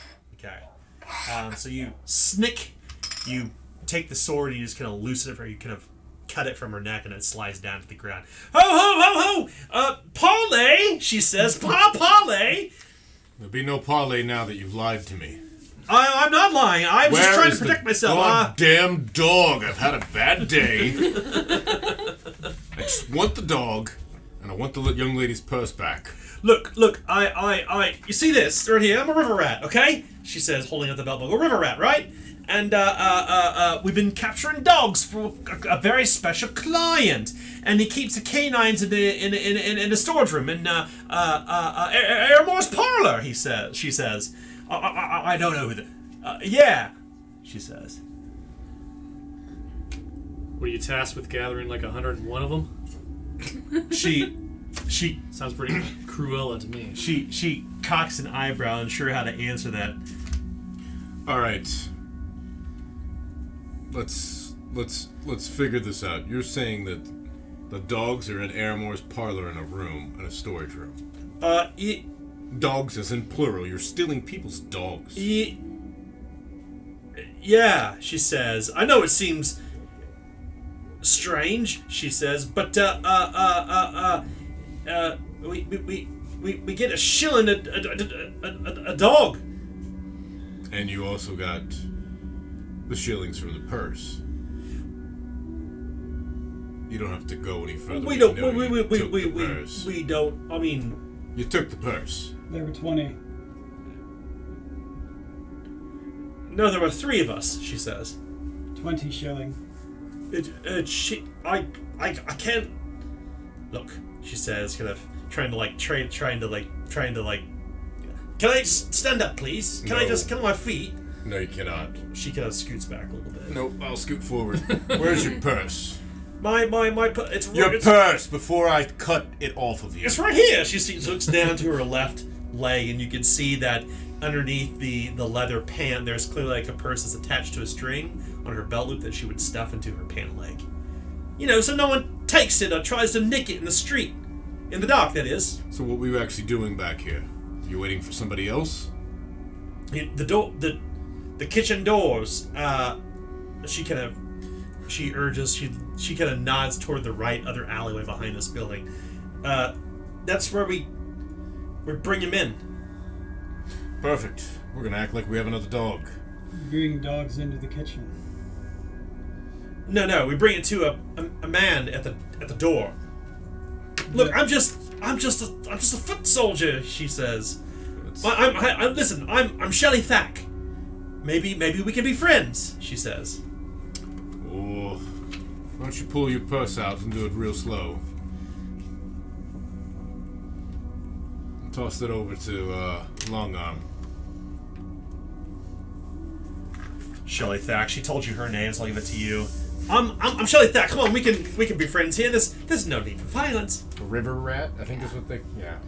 She said, okay, I'm gonna take me hand, and I do got a nasty wound on my wrist, so it's gonna take me a bit to fish out. Mm-hmm. Okay. So she kind of reaches down. I'm gonna undo my belt buckle. Let me see your wrist.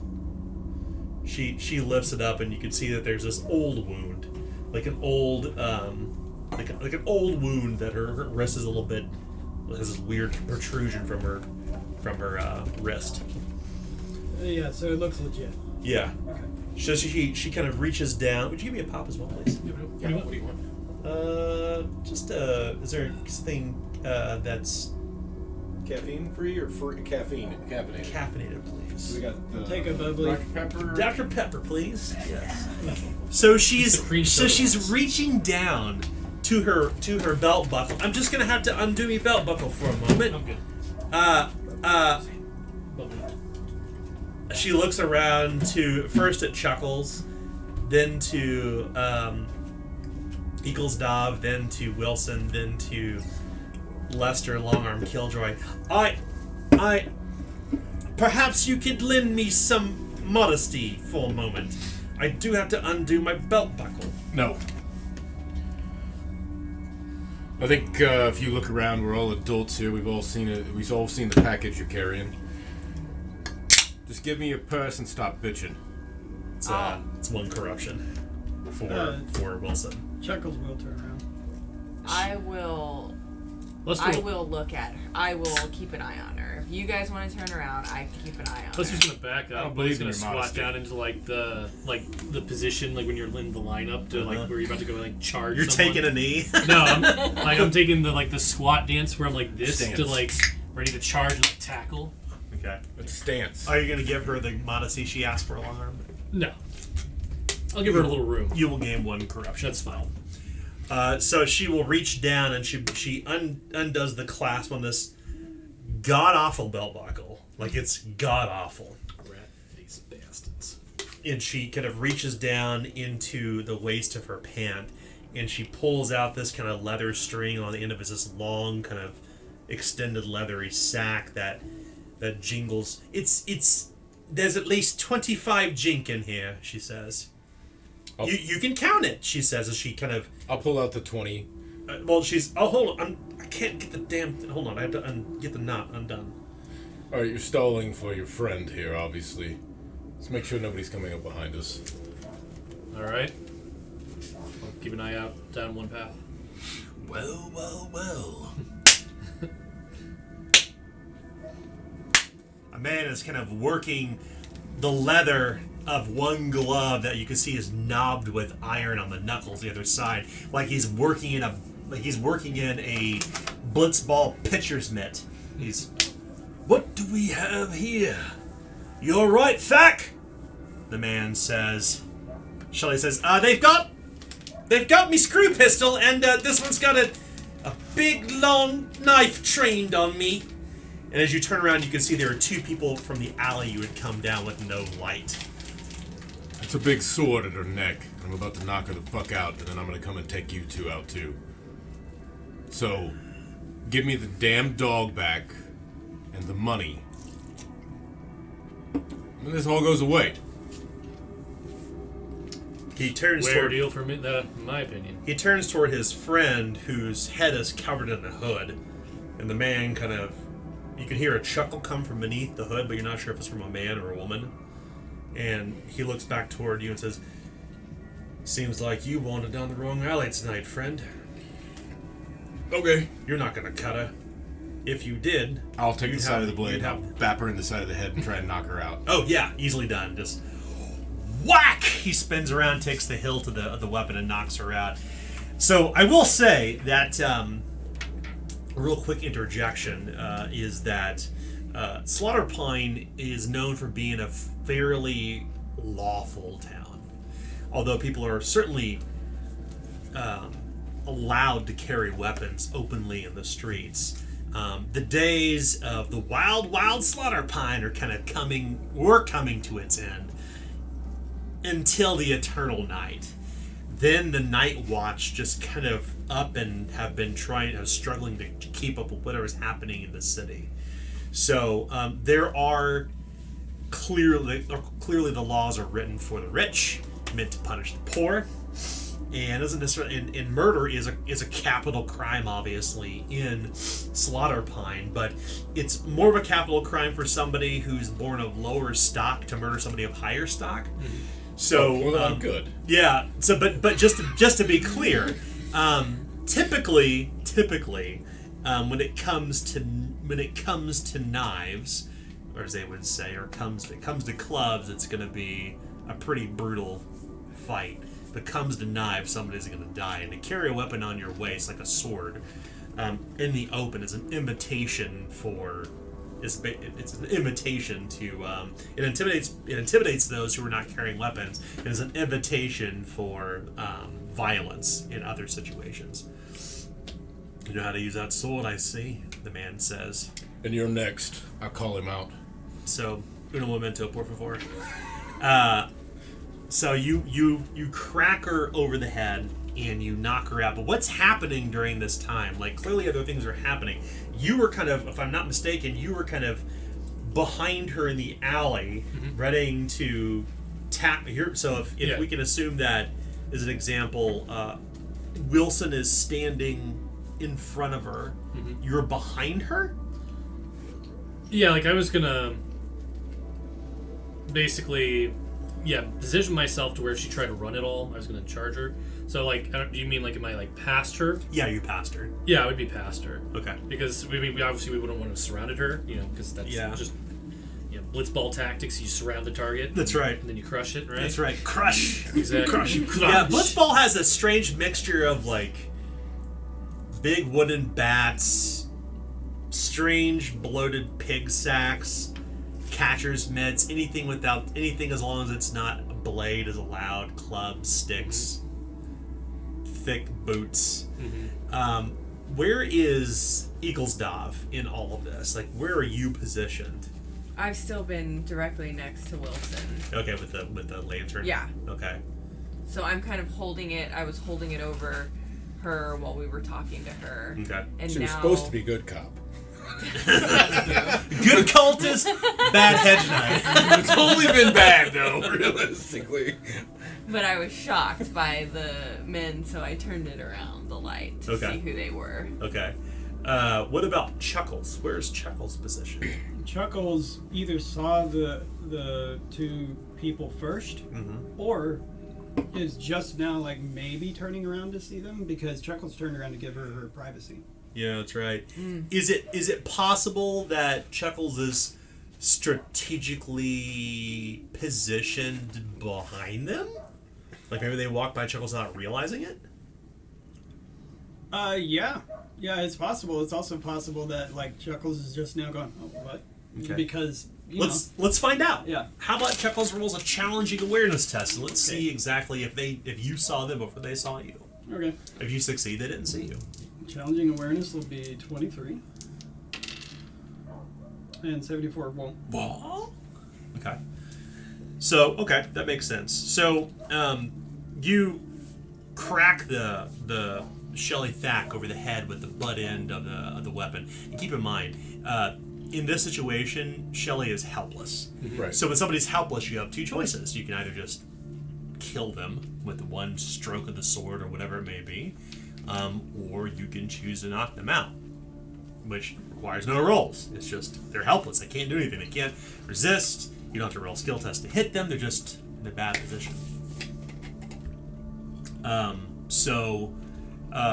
Shelley being knocked out, Wilson turns upon foot and says what to the men? You're next. All right. Or give me the damn dog. I think it was part I already said that, and they Yeah. laughed me off. So So- I'm issuing challenge. Okay, so for our viewers and listeners, we'll be back in just a second. For us, we're gonna take a quick 5-minute break so we can set things up.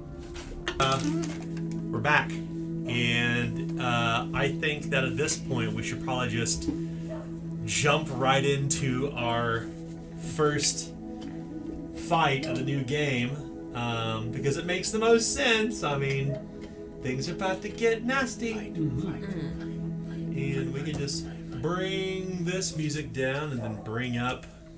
The battle music. Can we still have the dogs in the background, though? Yep, absolutely. Oh, they are. And then down to the battle map. So off camera, we obviously talked about where everybody is. Of course, you can stand up and look wherever you need to.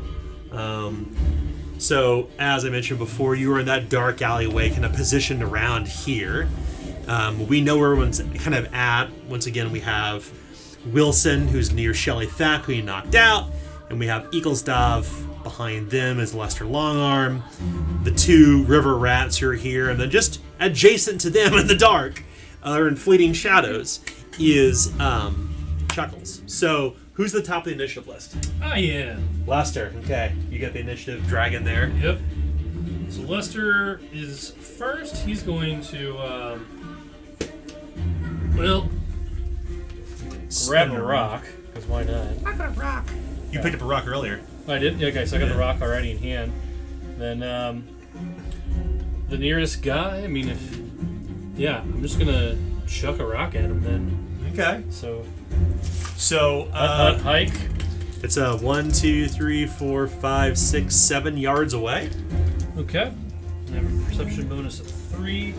An improvised throwing weapon is... 1 plus PB. Okay. So it'd be my medium range then? Which is fine, because I'm a thrower. That's right. So it does have the throwing quality. Do you get medium and long distance with throwing weapons? I do, because of my thrower profession. Nice. Okay. So it's so here's your challenge. Yep. You've got friends in front of you, and they're a medium distance. So it's going to be a challenging test Sure. to strike the thug. Okay. So simple range. Challenging 46. That's a 20. Success. Nice. Crackalack! You strike him right in the head. The hooded one. Roll damage. That's a 3. Plus it'd be pummeling, so that's my brawn bonus of 4, so 7. Okay. You crack them aside the head, and they are currently hurt. Okay. Crack! The rock kind of bounces off their head and hits the nearby the building between you, and he goes, "Oh, my fucking head!" He calls out. I'm gonna then move behind that crate, and is it 1 to take cover or 2 to take cover? It's 2. Okay. But you can move 1 yard to take. Well, unfortunately, you can't. Yeah, not where you're positioned. Yeah, so then I'll just move position behind the crate, Okay. and then I'll bank my last AP. Okay. Or actually, what I'll do is I'll pull out a sling, because I have a shepherd's sling. Oh, nice. So for your last AP, you'll pull Yep. out Shepherd's Sling. Okay. Yes. Yeah, Shepherd's Sling in hand. That way I can throw really far. Yeah, no, it's true. Who's next on the initiative ladder? Oh, that would be Mr. Chuckles. Chuckles. Chuckles is gonna wait. Oh, you want to wait? Mm-hmm. Okay, we can do that. So let's let Chuckles pass. Who's Yep. next? That would be Wilson. Okay, Wilson. Wilson, you know where your figure is on the combat board here in the alley. Okay. What will you do? Well, I called this one out, right? I guess that's the one I called out. Yep. What happens with issue challenge for the Hedge Knight? Issue challenge, I select one foe and they're defenseless to my attacks until Nice. dead, and then I can select the next one. Yeah. So I will move 1, 2, 3, 4, 5. Yeah. I will move up Okay. and I will attack that person. Okay. You swing your sword toward them. Go ahead and roll to strike. This will be standard.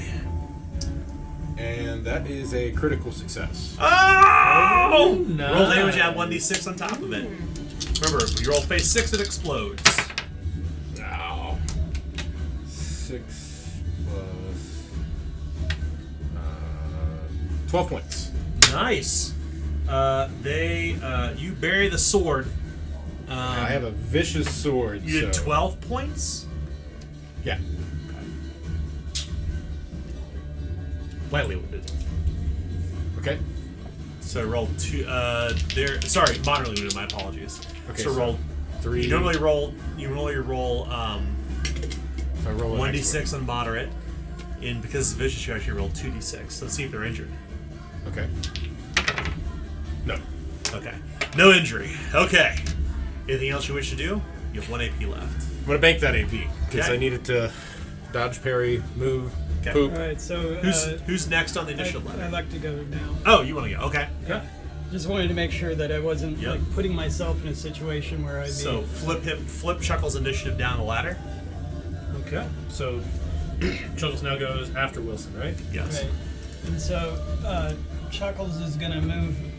Is gonna hustle up one Okay. to try and put this river rat in between him and the wall. Yeah. And he's gonna say, repent for what you've done. And he's gonna actually, I was imagining I was holding my cane. I had my knuckle dusters on. He's just gonna say, repent for what you've done. And punch towards his face. So you shove him against the wall and try to punch out. Roll a routine test. Okay. A routine simple melee will make it a 61%, Right here. and a 73 won't do it. Okay. Should I use a coin? Sure. Get All right, let's 2. use a coin. Okay. Reroll. I don't know. I got let me 4 in mine.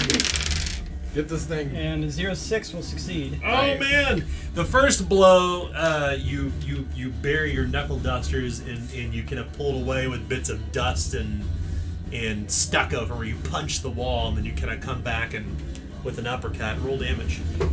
As I yell out, repent! And that's a 6. Nice. Oh, a so 6. explosions! Oh boy! And another 6. Oh Oh my god! I guess somebody's gonna definitely And a repent. 5, so that's holy shit. So it's 12, 17 plus 5, 22, both damage and mental peril.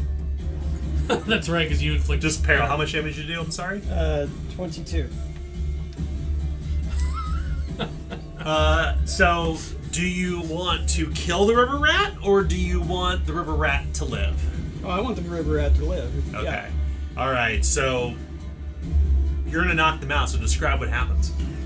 So I punch them once in the face, and they kind of look at me, and I punch them in the gut, and as they bowl over, I hold them by the hair, and I shove their head against the wall, and I punch their face while it's against the wall. Okay. So it's nice and square in the Nice little jaw. bean rattle work. That's right. And then as they fall down, as they fall down, I say, "Good, you repented." Good, you repented. Okay. That river rat has been felled. They are currently grievously wounded and unconscious. So whose turn is it next? Eagle's Dog. Dog. It's your first combat. Yeah. What do you want to do? Alright, so I'm gonna use one of my spells here. Uh-huh. Invoke Fury. Okay. So I'm gonna go over to Lester Okay. and I'm going to put ink on his face under his Wilson? eyes. So Wilson or Oh, sorry, Wilson. Sorry. I'm going to Wilson because Wilson's already got him. Yeah. Right there. So Okay. I'm going over to Wilson and I'm putting ink under his eyes and ink on his hands. And so now that I've done that, you can invoke. I'm invoking Fury onto you. with the caveat that you have to succeed your skill test to do that because you have to roll to succeed magic. Yes. So first off, to move over to where Wilson is, just to kind of demonstrate here on the combat map for you. What's your movement? Your movement should be. Oh, I need to walk over to him. Yeah. So like- what's your movement on your character sheet? you can basically at the beginning of combat you gain 3 action points. You can spend an action point to hustle over, so you can move up to 6 yards or 6 squares to get to here. So go ahead and move your figure how you think they would move. Right here. Yep. So just a kind of point of to help is always count your squares out Okay. just in case. So I can't go just right You over can't there. move diagonally. No. Okay. No diagonal movement because of the limitations of space. 5. Okay. And then you'll cast your Invoke Fury on Wilson. Alright, so in order to cast Invoke Fury, it's going to be in the middle of combat, so it's going to be a standard test. The question I have for you, because you are a cultist, doesn't a cultist get something they can do with certain magic spells to automatically succeed? Yeah. Do you want to do that, or do you want to roll to succeed? Because if you do that, you'll drop 1 step down the peril condition track. If I do the what will step me down? Then that would be your professional trait. So look at your trait. Yeah. Where are your Cult of Personality. It should be your traits. Your cult of personality trait will make it to where you can automatically succeed. If you want to drop down to where from now on you're ignoring all your skill your skill ranks. I do not want to do that. You want to just roll dice? Yeah. Okay, so so it's a standard test. So that means there's no. I don't apply any final modifiers. Your chances to roll are your primary attribute plus your skill rank. So what would your chance to succeed be? What's that percentage chance? The incantation next to willpower. So incantation. Okay. So 47, 57. I have to roll under 57. You do 57 or under. So you basically almost have a 50-50 chance. The question I have for you: if you're not going to use Cult of Personality, would you like to channel power? Remember what happened in the previous game when we tested this? If I channel power it makes it easier. It makes it easier, but also if I fail, then something chaotic will happen. Yes. Well, not if You mean something fun will happen. Yeah, it just it'll happen whether you succeed or fail. It's just a matter of what you roll on your 6-sided dice along with that. I would like to channel Okay. power. So let me help you with your action points. So it's 1 to move, 1 to hustle over, Okay. 1 to channel power, and Right. 1 to cast. So that means you can't do anything else once you choose these actions this turn. Okay. Okay? So do you want to channel power for 1 step, 2 steps, or 3 steps? For every step you channel by, it's plus 10% to succeed. But also the steps I go up higher, the more chaotic and The higher detrimental chance. to yeah. my. The higher chance, yes. Let's do 2 steps. 2 steps? Yeah. Okay. So that will make your chance, instead of 57, it'll be 77% chance to succeed. However, you must roll 2d6 with this, and you automatically gain 2 corruption. So think about it this way. It's just 2.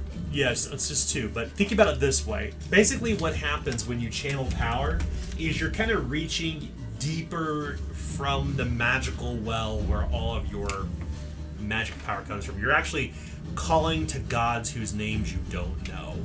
You're literally tearing a rift between the material realm and into some other place you don't know. So it's like you're dialing the hotline of a devil you don't know. Yeah. To answer your calling. So we'll see if they answer and what happens. So you have 77% chance to succeed, so your percentiles and your d6s together.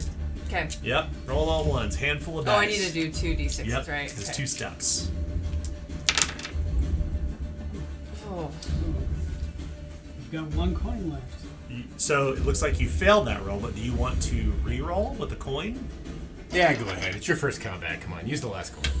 Okay. It's your first combat. Okay, let's do it. It gives I'm me. gonna It gives. reroll To be fair, it Yeah, gives you don't me- have to. She doesn't have to re-roll the Yeah. corruption or the. Yeah, she does. Everything Oh. has to be re-rolled. Well, I didn't know that. You'll be I'm sorry, I didn't. I just kind of set you up there. It's worth it. It's worth it. Ah! Ow. No, you succeeded. You succeed the test, right? Wait, So I you're- thought the 6s are bad. No, they're fun. They're fun. Yeah, so the way this works is when you channel power, Fun, I guess. if you roll, because you have cruel tutelage, if you roll a 1 or a 6 on your 6-sided dice, something chaotic can happen, but you can still succeed your skill test regardless. Okay, so I did succeed. So you succeed your skill test with a 0-8. So so you now have Invoke Fury, Okay. Wilson, so that means your next attack does an additional, how much? 1d6. Fury die. It should say so right here. Yes. What's the effect? Okay, so the effect is he may add a 1d6 fury die to their next total damage roll. Nice. So yeah, so you'll keep that in consideration, but we know that you also invoke some sort of weird chaos stuff. Mm-hmm. So roll percentiles once again. This is just a straight roll. Tell me what your results are. Okay. I'm not rolling towards anything that I know. No. Okay. No, it's on my secret table. 73. Oh, high's always bad. You're gonna grow a third arm. As you have tapped too deeply into the subtle warp and weft of magic, you've overchanneled. You've reached too deep into the well. The next time you choose, whenever you choose to channel power again, you have to roll an additional 1d6 on top of what you're already rolling. So, anytime you try to channel again in the future for the next 3 hours, you have to add an additional d6 no matter what, which can get worse. So you're over-channeled. Almost not as bad. Little So- arms and stuff growing, extra fingers. Those are the goals.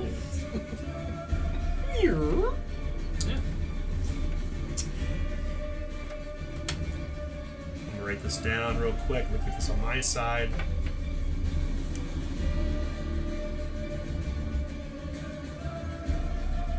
I do love the Witcher soundtrack. Okay, Oh, so that's what it is. yeah, so your turn is over. Yeah. Who's next on the initiative ladder? Oh, after. I guess I should have rolled initiative for them, huh? Yeah, that's probably a good idea. Let's just put them at the bottom. Okay, well then that's Well, just it's the bad them. guys. I guess Okay. it does. Well, as you Okay. proceed to drop one, and the other one is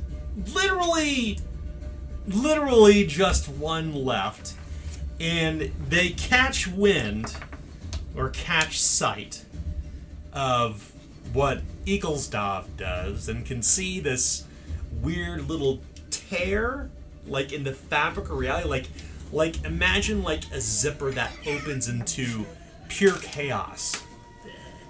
What's beyond the zipper? Like, what's beyond the material realm? What would, if we were watching this happen, what do we see beyond the tear in reality? Who's Eaglesdov calling to? So Eaglesdov will tear the reality, and once you can see inside, it just looks like space nebulas, but you could hear screams. But they're like guttural screams, like not like a woman's scream. They're like just a deep like a, I can't do it because I can't get my voice that deep, but a deep man scream. Girls. Yeah, exactly. Right, that's the one. But that's what it looks like. The inside is just looks like the bright colors of space. Like you got some purples and greens, but then a lot of darkness, like a Vanta black darkness. Yeah. And the screams subside as the fabric of reality is restored with these strange electric sutures in the air. They disappear before your eyes as you now invoke fury. I'm going to rip you in half. And Your soul. and the river rat looks both ways, like anticipating, like for a moment assessing the situation, like how are they going to make it out of here? They have no clue. So being as close as you are to them, Oh yeah. he is going to pull out his blunderbuss, and the last thing that you hear is, "Oh fuck!" And then there's this boom sound, and suddenly everyone is blinded by this flashing of light, and you can smell gunpowder and gravel and smoke and fire over, well, all the way through there. So 1, 2, 3, 4, 5, Yeah, 6, it's definitely 7, within 8, 16. 9. Yeah. So down the alleyway, everybody gets is going to get potentially blasted with the blunderbuss. Yeah, I could have taken cover. I think because I got all these coins, I'm gonna probably take aim for 2, just to make sure I really hit you all. Yeah. Oh boy. You can't dodge very. I don't know. So you can defend against this. Potentially, yeah, because you have a shield. Others cannot.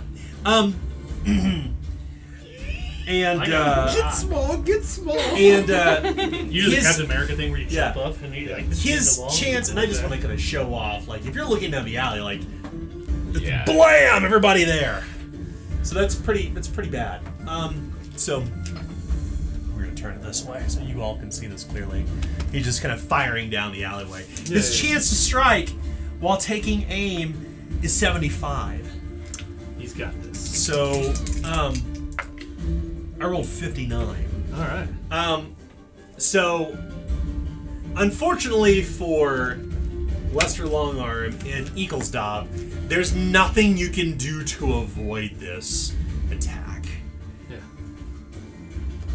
Did you bank an AP, I did. Wilson? Okay. So you can save APs, action points, between your turns to attempt to defend against melee attacks and ranged attacks. In this case, it's a ranged attack. Because he held on to an AP and he has a shield, he can attempt to get out of the way. But gunshots typically you can't defend against unless you have a shield. So in your case, you may make a hard,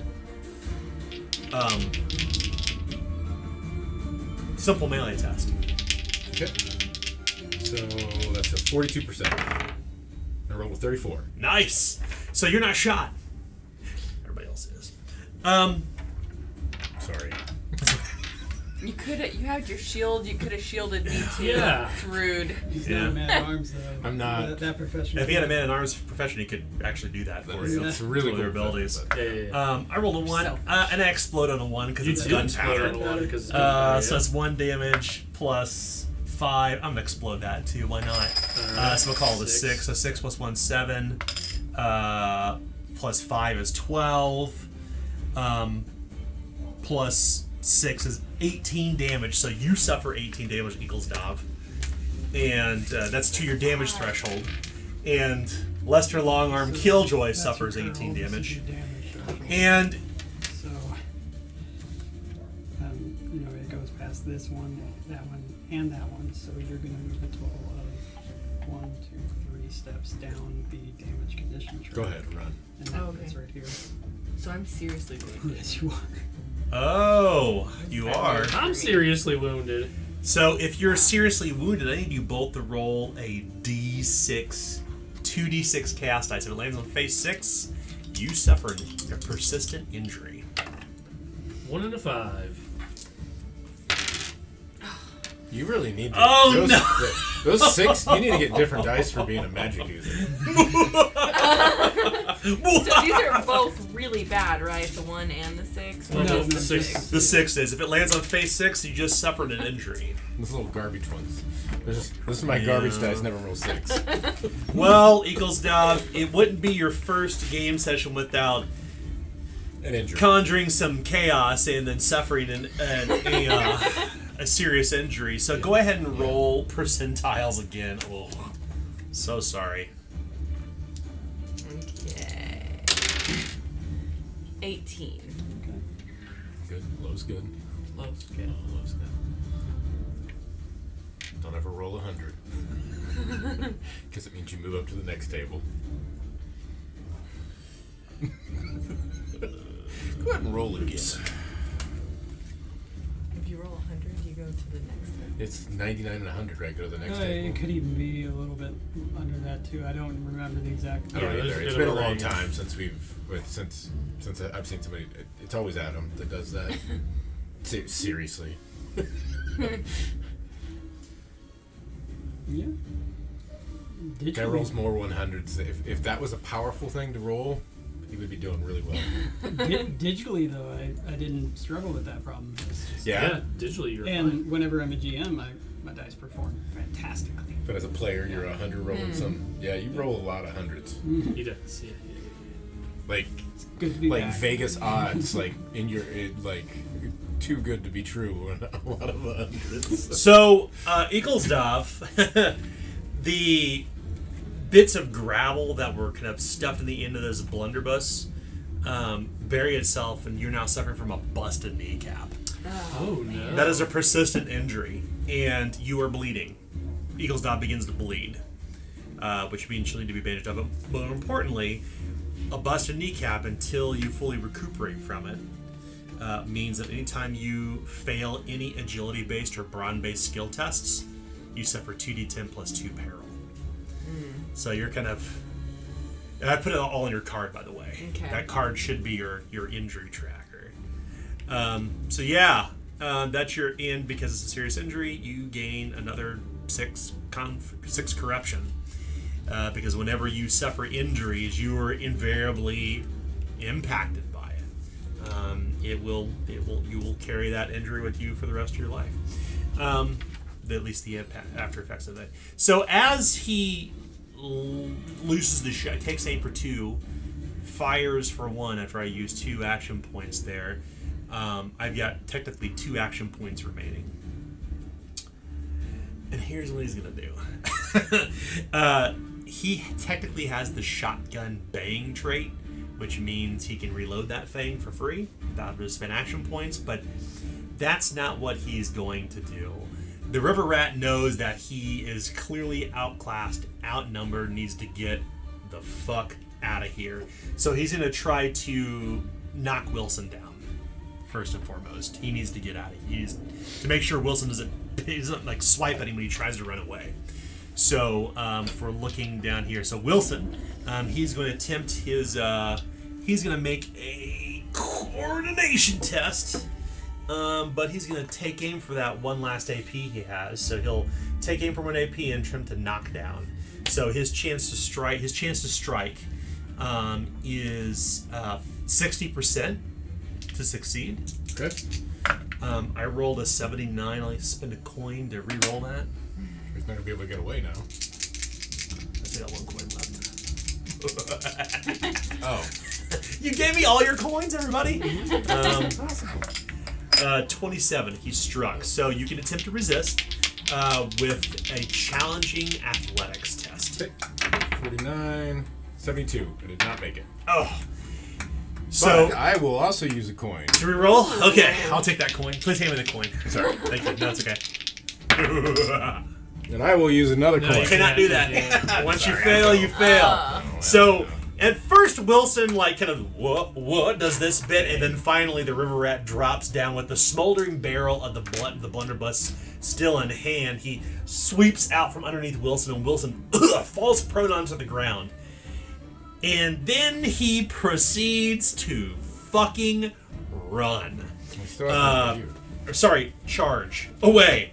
He's gonna get the hell away. He's gonna try to get. He's in the exit stage left. So, in order for him to do this successfully, and it's not gonna be easy. He still has to get past Chuckles. So he's gonna charge, or no, he'll hustle. Chuckles with the knuckles. Chuckles with the knuckles. And what we're going to see on the battle map for everybody's aid here. So he's knocked down Wilson Phillips here, and Wilson. What's wrong with Wilson Thornton? And he's moderately wounded. He's like, I'm out of here. He's gonna go 1, 2, 3, 4, 5, 6, and as he's crawling over the barrels, like he's trying to get the hell away, that actually gives Chuckles an opportunity for a counterattack. And this test is easy because his back is turned towards you. He's crawling over barrels trying to just scramble away. Alright, so an easy will be a 71%. And a 28 will succeed. Nice, roll damage. Okay. See if you can stop him dead in his tracks. 5, we got a coin. Yes, I gotta we go have big. plenty of coins. Yep. Okay. So Okay. I'm gonna turn that into a 6 so it explodes. Okay. And then a 2, so 8 plus 5 is 13. And if it means anything, it also inflicts 13 mental peril as well. Seriously. How much? As I say, thief, repent! Well, he's grievously wounded. Before you scramble all the barrels, let's see what happens. Roll 3d6 Okay. chaos dice. Let's see if he suffers an injury. All right. And he does. He does. I rolled 2 6s. So 1 2 6s. So, tell me, is he dead or is he knocked out? He's knocked out. Okay. He is not dead. As the river rat is literally scrambling away over the barrels, he does not escape.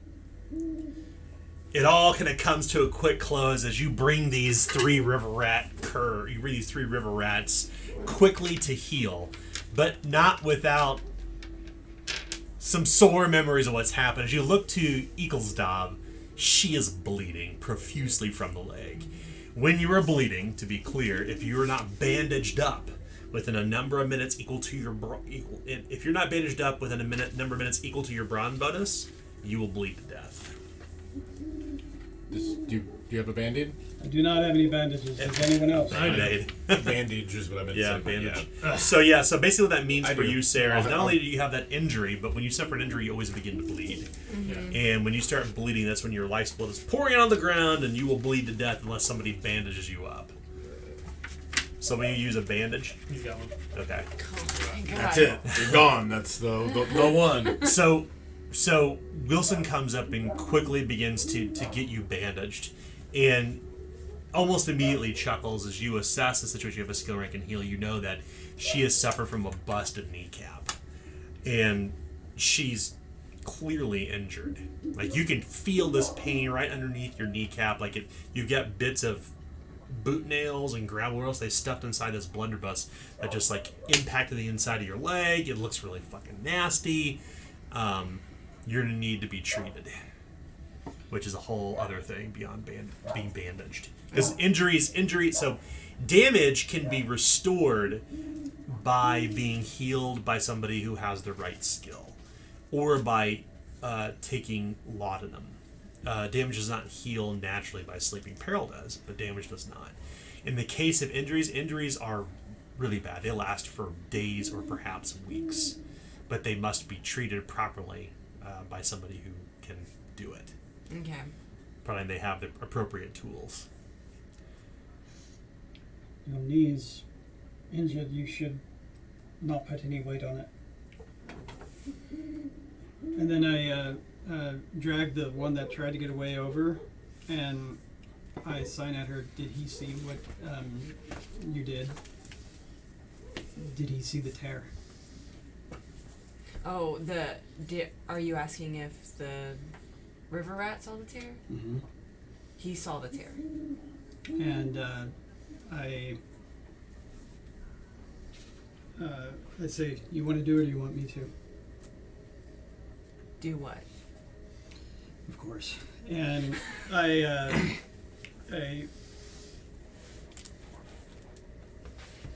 I take this man's head and I put it in between two barrels and I kick the back of the neck in order to kill him. Whoa! It's 9 corruption. Yep. I would have. Which, not Shelly Thack, just one of the river guy who rats? saw The her river do rat who magic. saw the terror, not the one I knocked out, but the... Oh, shit. The Okay. one that tried to run and shot out the blunderbuss? Yep. Yeah, But that I asked her if he saw the terror. Yeah. So you Forgot see... people aren't supposed to see that. You see that Chuckles murders this person in the alley.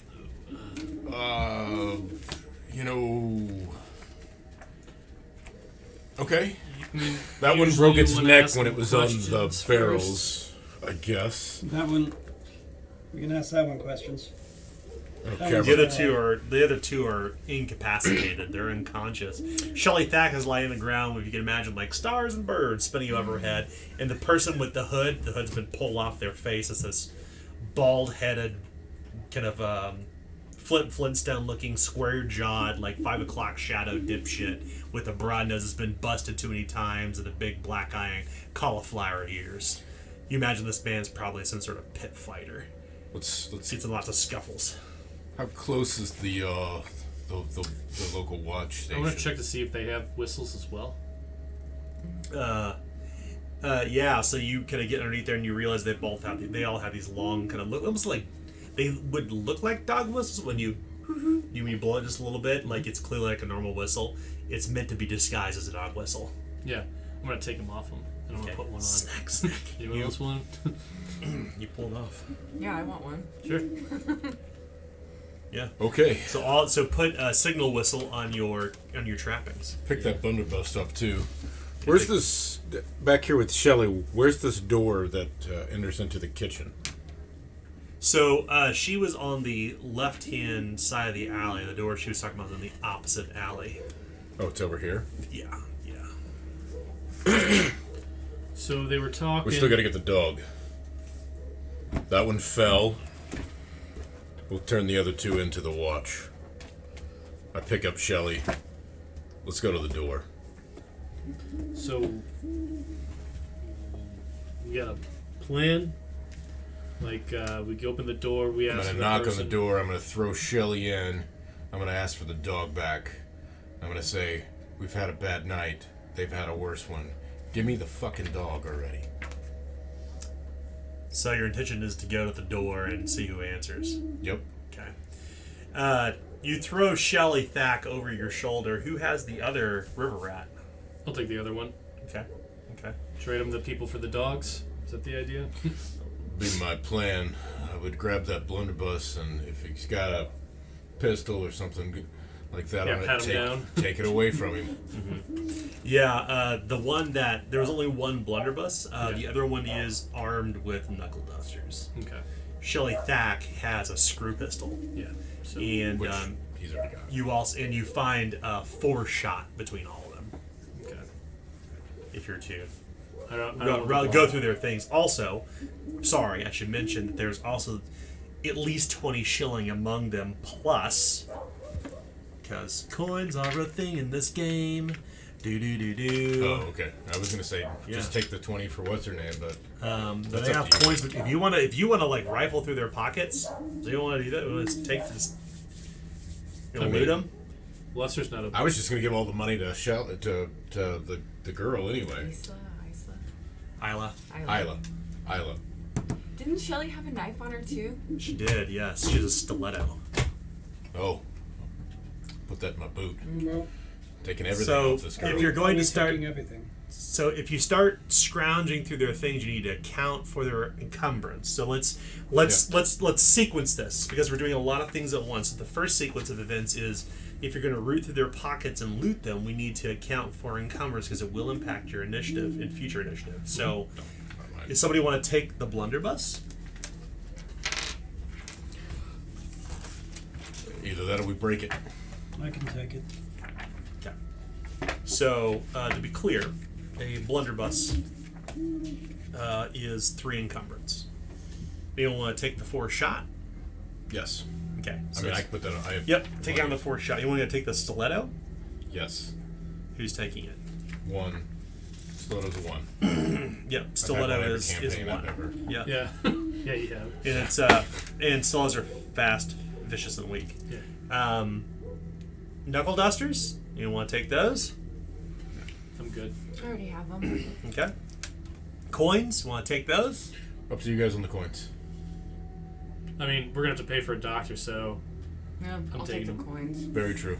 Okay, you find that there are 22 shilling in addition to the 20 you found.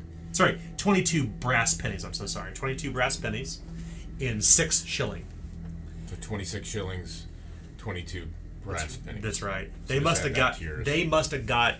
They probably caught Isla on a lucky day. Right. yeah, This was pure happenstance. yeah. Right. But they were clearly, as Shelley mentioned, Looking for dogs. yes, for some Weird unknown reason. bizarre reason. That's right. Well, We'll find out in just a moment, though. don't actually care about the bizarre reason. Just want the dog back. Okay. Is there anything you wish to do before you wish to do outside of that before you go to the door? You guys all ready for this? If I can find any rope or twine, I'll tie them up. That way they are as helpless as they look. Oh, absolutely. You can do that. So you time up? Yeah, I'm sure there's enough garbage to produce whatever I can use to. I have to go. Yeah. Yeah, me too. Well, let's do this. Let's end the game as you come to the door. We'll wrap up for this evening right here. So everyone, we played for 3 hours, so 75 reward points. Oh. You get. Okay. Where did the reward points go? Same place where you wrote down all the things that you'd get for your profession. It's this sheet. So, Okay. you know what? Let's actually not do that. Let's just do an advance every game session. Okay, sure. Yeah, just instead of writing down reward points, we're just gonna buy something on your character sheet or on your second sheet. So we're not gonna let's not do reward points this time. Let's just do like every time we end a game, you can buy something on your character sheet. Like you buy something on your second sheet there that you have, or you don't already have. Like so you've already bought yours. Like you could buy a new magic spell if you wanted to, even though it's not listed there. You can buy it as a unique advance if you want to explore your spellbook more. Okay. It's up to you. It's Gate Crasher. You remember that one? What's that? Does anybody remember Gate Crasher? Gatecrasher, that's where you get the +3 if you aim. Yeah. Okay. So In Pin Patrol, so I can't be. we also know. flanked, right? Yeah. We also know, we'll be done in 5 minutes here, so let's bear with me for a second before we start recording stats. We need to account for corruption tonight. Yes. Yeah. So going around the table, real quickly, how many corruption do you have? 10. Oh boy, You how much just do you go up. have? 11. Oh, So just go up. hold on. One, I mean, Lester. Oh, I have 1. She needs to understand why. That's why I'm okay. walking through this. So I'm going to roll a die. If you have 10 corruption already, you automatically get 1 chaos rank and you're done. But if you have 11 corruption, you could potentially get 2 corruption, 2 Oh. chaos ranks. So you go ahead and fill in this circle. Alright, so I'm already here. And then get rid of that 10, so you have 1 left. Okay. And so if he rolls a 1, then you gain yet another 1. Yeah. Cool. So tonight's corruption roll is 8. You're fine. You You're just stay at that one. Yep. So just Okay. mark yourself to 0 corruption, or it's mark all your corruption off for next game session. We honestly had a lot happen tonight to characters. I think let's skip the post game because we do need to wrap up. But we'll resume next week with Memento Mori. We'll pick up back at the door of Aramore's parlor, and we will see what happens. Thank you for coming out and playing. Thanks everybody for watching. thanks, guys. Bye. Sorry.